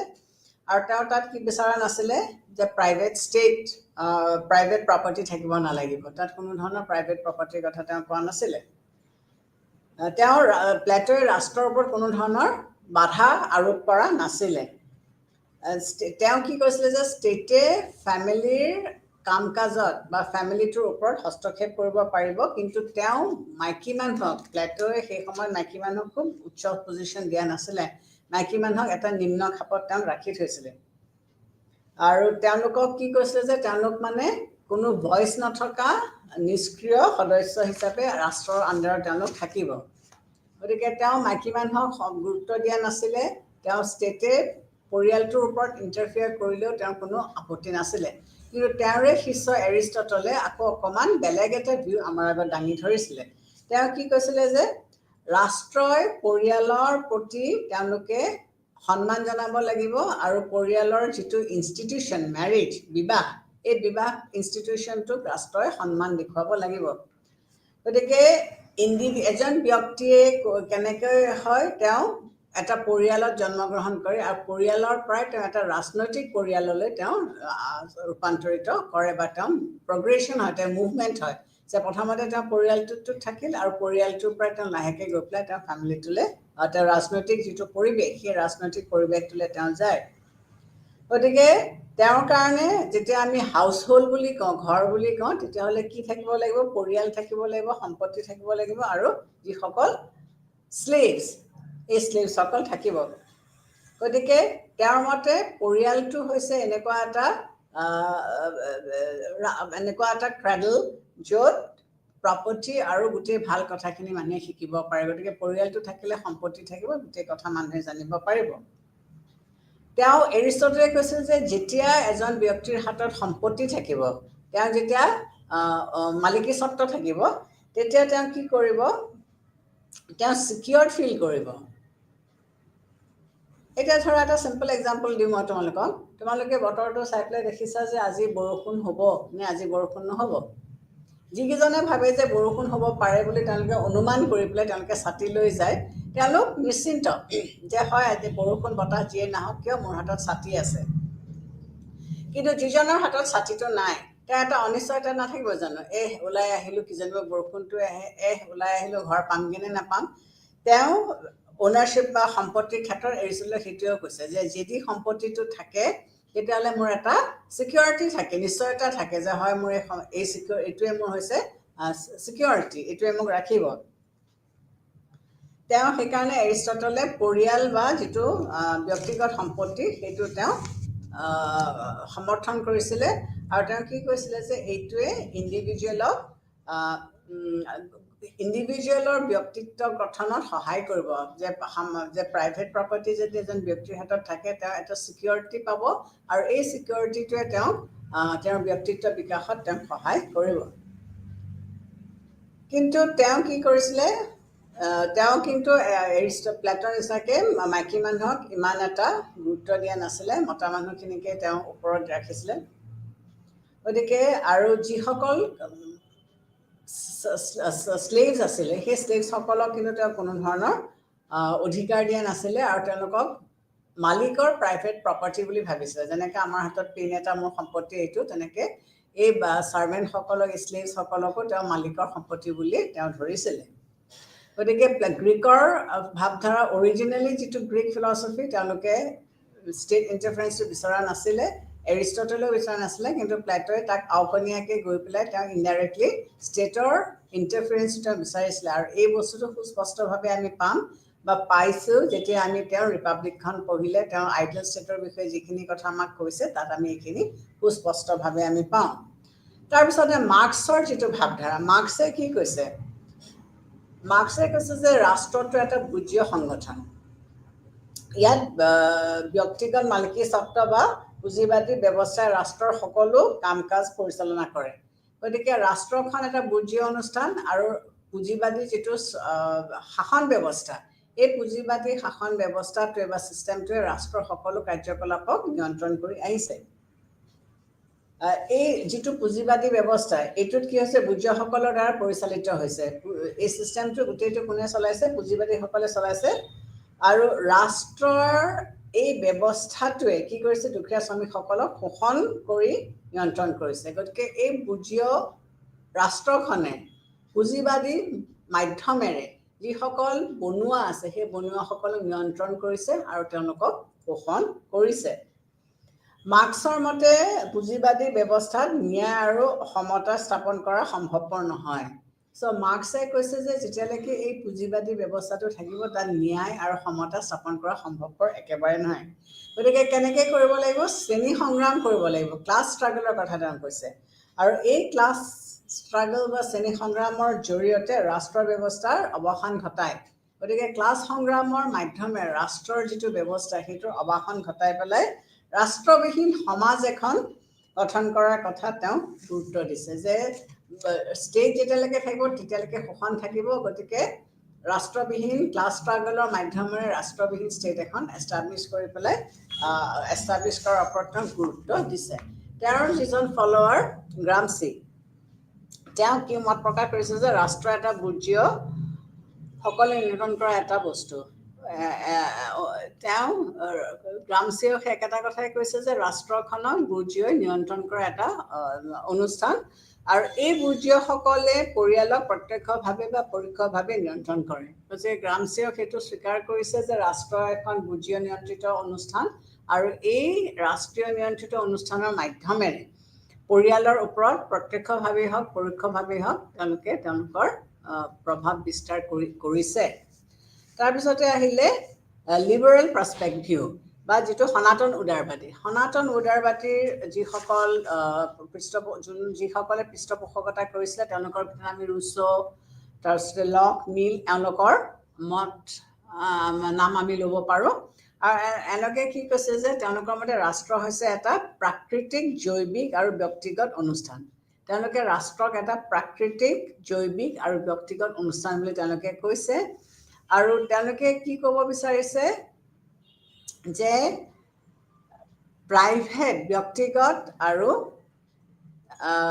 পাব্লিক এই দুটা বস্তু আমি ৰাষ্ট্ৰৰ ক্ষেত্ৰত দেখিবলৈ পাওঁ ইশাই বাৰ্লিন এজন পলিটিকেল ফিলচফাৰ তেওঁ কি কৈছে যে আমি এটা লাইন সীমাৰেখা ধৰি দিব লাগিব কাৰ মাজত সীমাৰেখা ধৰি দিব লাগিব পাব্লিক লাইফ আৰু প্ৰাইভেট লাইফ আৰু পাব্লিক অথৰিটিৰ মাজত প্ৰাইভেট লাইফ আৰু পাব্লিক অথৰিটিৰ মাজত আমি এডাল সীমাৰেখা ধৰি দিব লাগিব যিটো পাব্লিক লাইফ এইটো আমি ইউৰোপিয়ান কাণ্ট্ৰিজৰ পৰাই অৰিজিনেট হৈছে বুলি ক'ব পাৰিম আৰু এইটোৱে কি কৰিব বিচাৰিছিলে যে সাৰ্বভৌমত্বৰ ক্ষমতাটো কেনেকৈ তেওঁলোকে বিভাজন কৰি ৰাখিছিলে যিটো পাব্লিক সেইটো ৰাষ্ট্ৰৰ হয় আৰু যিটো প্ৰাইভেট সেইটো হৈছে ব্যক্তিজনৰ বস্তু যিটো পাব্লিক সেইটো ৰাষ্ট্ৰৰ আৰু যিটো ব্যক্তিগত সেইটো হৈছে ব্যক্তিজনৰ আমাৰ যিটো ক্লাছিকেল লিবাৰেল তেওঁলোকে ফেমিলিটোক এটা নেচাৰেল লিবাৰেলসকলে নেচাৰেল ইউনিট বুলি তেওঁলোকে ভাবিছিলে আৰু তেওঁলোকে কি কৈছিলে যে পৰিয়ালটো গঠন কেনেকৈ হৈছিলে পৰিয়ালটোৰ গঠন ব্যক্তিৰ মাজত এটা আণ্ডাৰষ্টেণ্ডিঙৰ কাৰণে পৰিয়াল গঠন হৈছিলে তেওঁলোকে সেই আণ্ডাৰষ্টেণ্ডিংটো কেনেকৈ আহিছিলে বিবাহত আবদ্ধ হৈ পেলাই তেওঁলোকে এটা পৰিয়াল গঠন কৰিছিলে গতিকে লকে কি বিচাৰিছে তেওঁ ষ্টেট ইণ্টাৰফিয়াৰেঞ্চটো বিচৰা নাছিলে পৰিয়ালত যে ষ্টেটৰ এটা ইণ্টাৰফিয়াৰেঞ্চ হ'ব লাগে সেইটো তেওঁ বিচৰা নাছিলে জন ৰাৱেলছে কি কৈছে তেওঁ কি কৈছে যে ন্যায় ভিত্তিত বিশ্লেষণ কৰিব পৰিয়াল এটাক ন্যায় ভিত্তিত বিশ্লেষণ কৰিব লাগে আৰু তেওঁ যিটো থিয়ৰী অফ জাষ্টিছ সেইটোৰ লগত যিটো পৰিয়ালৰ যিটো কনচেপ্ট সেইটো মানে তাৰ সীমাই গৈ আছে মিলে কৈছে যে ভাল নাগৰিক এজন তেনেকৈ গঠন নহয় এজন ভাল নাগৰিকক গঠন কৰিবলৈ হ'লে ছ'চাইটি এখনৰ সমাজ এখনৰ কিছুমান কৰ্তব্য বা কিছুমান দায়িত্ব আছে গতিকে ল'ৰা ছোৱালীক আমি ভাল শিক্ষা দি তেওঁলোকৰ মনত আমি ভাল কথা শিকাবলৈ হ'লে আমি কিছুমান সৰুৰে পৰাই কাম কাজ আমি কৰিব লাগিব গতিকে মিলৰ মতে পৰিয়ালটো হৈছে ট্ৰেইনিং গ্ৰাউণ্ড য'ত আমি গণতন্ত্ৰৰ বীজ আমি ৰুব পাৰোঁ গতিকে মই আগতেও তোমালোকক পৰিয়ালৰ বিষয়ে কওঁতে কৈছোঁ যে গণতন্ত্ৰ হৈছে এটা বেড গ্ৰাউণ্ড এটা বিচনা যেনেকৈ এটা ফুলৰ পুলি ৰুবলৈ হ'লে বা শাক পাচলি খেতি কৰিবলৈ হ'লে আমি এখন বেড তৈয়াৰী কৰিব লাগে তাত আমি আগতে কোৰ মাৰিব লাগিব তাত গোবৰ দিব লাগিব সাৰ দিব লাগিব তেনেকৈ এই গোবৰ সাৰখিনি কোনে দিয়ে পৰিয়ালটোৱে দিয়ে কাক দিয়ে তেওঁলোকৰ সদস্যসকলক আৰু এই যিখিনি সাৰ পালে সেইটোৱে নিৰ্ণয় কৰিব ভৱিষ্যতে এই ল'ৰা ছোৱালীখিনি কেনেকৈ সমাজ এখনত ফাংচনিং ব্যক্তি হিচাপে তেওঁলোকে কাম কৰিব পাৰিব মিলে কিন্তু মাইকী মানুহক যে ভালকৈ ব্যৱহাৰ নকৰে বা মাইকী মানুহৰ সমাজত যে অসমতাৰ ভিত্তিত মাইকী মানুহক ট্ৰিটমেণ্ট কৰা হৈছে সেইটোৰ ওপৰত তেওঁ কৈছিলে আৰু তেওঁ কৈছিল যে যেতিয়ালৈকে সমান ট্ৰিটমেণ্ট মতা মানুহ আৰু মাইকী মানুহৰ মাজত নাথাকে, ইকুৱেল পজিশ্যন নাথাকে, তেতিয়াহ'লে এইটোৱে গণতান্ত্ৰিক যিটো ভাৱধাৰা, গণতান্ত্ৰিক যিটো স্পিৰিট, এই গণতান্ত্ৰিক স্পিৰিটটো কিন্তু ধ্বংস কৰিব বা নষ্ট কৰিব। মিলে কি কৈছিলে যে পৰিয়ালটোত মানুহে যিখিনি মতা মানুহে মাইকী মানুহে কাম কৰিব সেইটো সমিল মিলে ভাগ কৰি ল'ব লাগিব, যে মতা মানুহে এইখিনি কাম কৰিব, মাইকী মানুহে এইখিনি কাম কৰিব, সেইটো তেওঁলোকৰ ওপৰত জাপি দিব নালাগে, তেওঁলোকে সমিল মিলেৰে বস্তুটো ভাগ কৰি ল'ব লাগিব। তাৰপিছতে আহিলে নাৰীবাদী বিচাৰধাৰা বা ভাৱধাৰা বা ফেমিনিজম বা ফেমিনিষ্ট পাৰ্চপেক্টিভ। এই ফেমিনিষ্টসকলে বা যিসকল নাৰীবাদী, এওঁলোকে এটা কথা সকলোৱে এডমিট কৰে বা সকলোৱে একচেপ্ট কৰিছে কি, যে এখন সমাজত নাৰীৰ স্থান এতিয়াও বহুত তলত বা পিছপৰা, তেওঁলোকক এটা ছাবঅৰ্ডিনেট পজিশ্যন দি থোৱা হৈছে। যিসকল মাৰ্কছিষ্ট ফেমিনিষ্ট, এই মাৰ্কছিষ্ট ফেমিনিষ্টসকলে কৈছে যে পুঁজিবাদ হৈছে শোষণৰ মেইন কজ, আৰু সেই শোষণটো পুঁজিবাদীসকলে ঘৰ এখনত কেনেকৈ হৈছে বুলি কৈছে যে in the form of unpaid labour. Unpaid labour মানে কি হৈছে, ঘৰত আমি যেতিয়া চাকৰি কৰিবলৈ ঘৰৰ চাৰিদুৱাৰৰ পৰা ওলাই আহোঁ তেতিয়াহ'লে আমি এটা দৰমহা পাওঁ, কিন্তু ঘৰৰ ভিতৰত থাকি ৰাতিপুৱাৰ পৰা গধূলিলৈকে যেতিয়া ঘৰৰ গৃহিণীয়ে ৰন্ধা বঢ়া, কাপোৰ ধোৱা, বাচন ধোৱাৰ পৰা গোটেই ঘৰখন পৰিপাটিকৈ ৰখালৈকে কামখিনি কৰে, তেওঁ জানো কিবা এটা দৰমহা পায়? তেওঁতো দৰমহা নাপায়, না তেওঁ কোনোবাই প্ৰশংসা কৰে বা না তেওঁ কিবা এটা বিশেষ মানে তেওঁ সুবিধা পাইছে। গতিকে এইটো হৈছে ছাম চৰ্ট অফ শোষণ, ছাম চৰ্ট অফ এক্সপ্লইটেশ্যন। গতিকে এই আনপেইড লেবাৰটো কিহৰ কাৰণে পচিবল? মাৰ্কছিষ্ট ফেমিনিষ্ট যিসকল, তেওঁলোকে কৈছে যে এই যে কাম কৰি থাকিলে তেওঁ কোনো ধৰণৰ দৰমহা পাতি নাপালে, এইটোৱে হৈছে এক প্ৰকাৰৰ শোষণ। মাৰ্কছিষ্টসকলে কৈছে যে পৰিয়ালটোৱে এটা প্লেটফৰ্ম দিছে শোষণৰ কাৰণে। প্লেটফৰ্মটো কেনেকৈ দিছে, যে তাত ল'ৰা ছোৱালী জন্ম হৈছে, আৰু এই ল'ৰা ছোৱালী জন্ম হোৱা ল'ৰা ছোৱালীখিনিয়ে কি কৰিছে, ভৱিষ্যতে তেওঁলোকে কাম কাজ কৰাৰ তেওঁলোকক এটা গ্ৰুপ সৃষ্টি কৰি দিছে। গতিকে এনেকুৱা ক্ষেত্ৰত কি হয়, পৰিয়ালটোৱে চাফাৰ নকৰে, ইয়াত থকা যিসকল মাইকী মানুহ, এই মাইকী মানুহখিনিহে আল্টিমেটলি চাফাৰ কৰে। মাইকী মানুহৰ কামখিনি এনেকুৱা কৰি পেলাইছে যে তেওঁলোকে ঘৰৰ চাৰিসীমাৰতে থাকি ৰন্ধা বঢ়া কৰি তেওঁলোকে ল'ৰা ছোৱালী জন্ম দি তাহাঁতৰ চোৱা চিতাখিনি তেওঁলোকে কৰিব লাগে।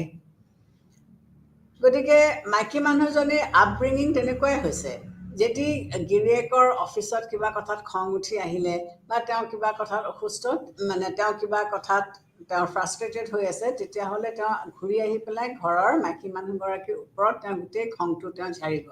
আগৰ দিনত কি হৈছিলে, বা এতিয়াও আমি বহুত ছ'চাইটি দেখিবলৈ পাওঁ যে মতা মানুহজনে মাইকী মানুহজনীক মাৰে, আৰু সেইটো হৈছে তেওঁৰ পুৰুষৰ চিন, পুৰুষত্বৰ চিন।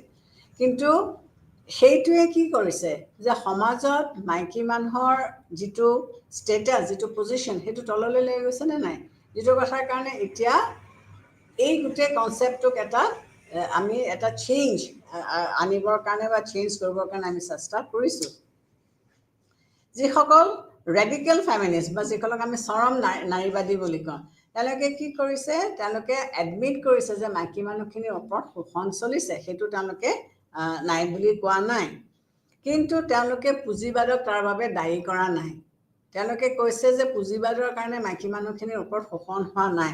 তেওঁলোকে কি কৰিছে, তেওঁলোকে কিটো অপ'জ কৰিছে, যে মতা মানুহক যিটো পলিটিকেল আৰু ইকনমিক ৰাইটছ দিছে, ৰাজনৈতিক আৰু অৰ্থনৈতিক ৰাইটছ দিছে, সেই অধিকাৰখিনি মাইকী মানুহক নিদিয়াৰ কাৰণে মাইকী মানুহৰ ওপৰত এই শোষণখিনি হৈছে। আৰু তেওঁলোকে ক'ব বিচাৰিছে যে আমাৰ যিটো পিতৃ প্ৰধান সমাজ ব্যৱস্থা, এই পিতৃ প্ৰধান সমাজ ব্যৱস্থাটোৱে কি কৰিছে, মাইকী মানুহক এটা নিম্ন খাপলৈ অট'মেটিকেলি লৈ গৈছে। গতিকে পুঁজিবাদক তেওঁলোকে, যিসকল চৰম নাৰীবাদী, এই চৰম নাৰীবাদীসকলে পুঁজিবাদক দায়ী কৰা নাই। তেওঁলোকে কৈছে যে পিতৃ প্ৰধান যিখন সমাজ ব্যৱস্থা, সেই সমাজ ব্যৱস্থাখনহে ৰেছপনচিবল মাইকী মানুহৰ এই পজিশ্যনটোৰ কাৰণে। সমাজে পুৰুষ এজনক তেওঁ যে মুৰব্বী সেইটো মানি লৈছে, তেওঁ যে সেইটো মানি লৈছে। তাৰোপৰি বেছিভাগ সমাজতে আমি কি দেখিছোঁ, যে মতা মানুহৰ যিটো পাৱাৰ সেইটো সকলোৱে একচেপ্ট কৰি লৈছে। তেওঁ তাৰ উপৰি যিটো ঘৰখনৰ যিটো টকা পইচা ঘৰখনৰ যিখিনি টকা পইচা আহিব সেইখিনি তেওঁ গোটেইখিনি নিয়ন্ত্ৰণ তেওঁৰ হাতত থাকে গতিকে তেওঁ প্ৰত্যেকটা বস্তুৰে ভাগটো বেছিকৈ পায় গতিকে পাৱাৰটো তেওঁৰ হাতত বেছি পইচাটো তেওঁৰ হাতত আছে আৰু সকলো বস্তুৰ ভাগটো তেওঁ বেছি পায় গতিকে সেইটো হোৱাৰ কাৰণে কি হৈছে সমাজত মাইকী মানুহৰ মতা মানুহৰ মাজত অসমতা আহিছে যিটো কথাৰ কাৰণে এতিয়া ফেমিনিজমৰ যিবিলাক তত্ত্ব আমি দেখিবলৈ পাইছোঁ যিবিলাক থিয়ৰিজ আমি দেখিবলৈ পাইছোঁ তেওঁলোকে এই মাইকী মানুহখিনি এনেকৈ পিছ পৰি থকাটো তেওঁলোকে বিচৰা নাই মাইকী মানুহক তেওঁলোকে আগবঢ়াই আনিব বিচাৰিছে তাৰোপৰি মিলে কি ক'বলৈ বিচাৰিছে যে আমি সকলোকে সমানে মাইকী হওক মতা হওক সমাজত সকলো মানুহকে সমানে ট্ৰিটমেণ্ট কৰিব লাগিব যদি নকৰে তেতিয়াহ'লে এখন সমাজ কেতিয়াও আগবাঢ়ি যাব নোৱাৰিব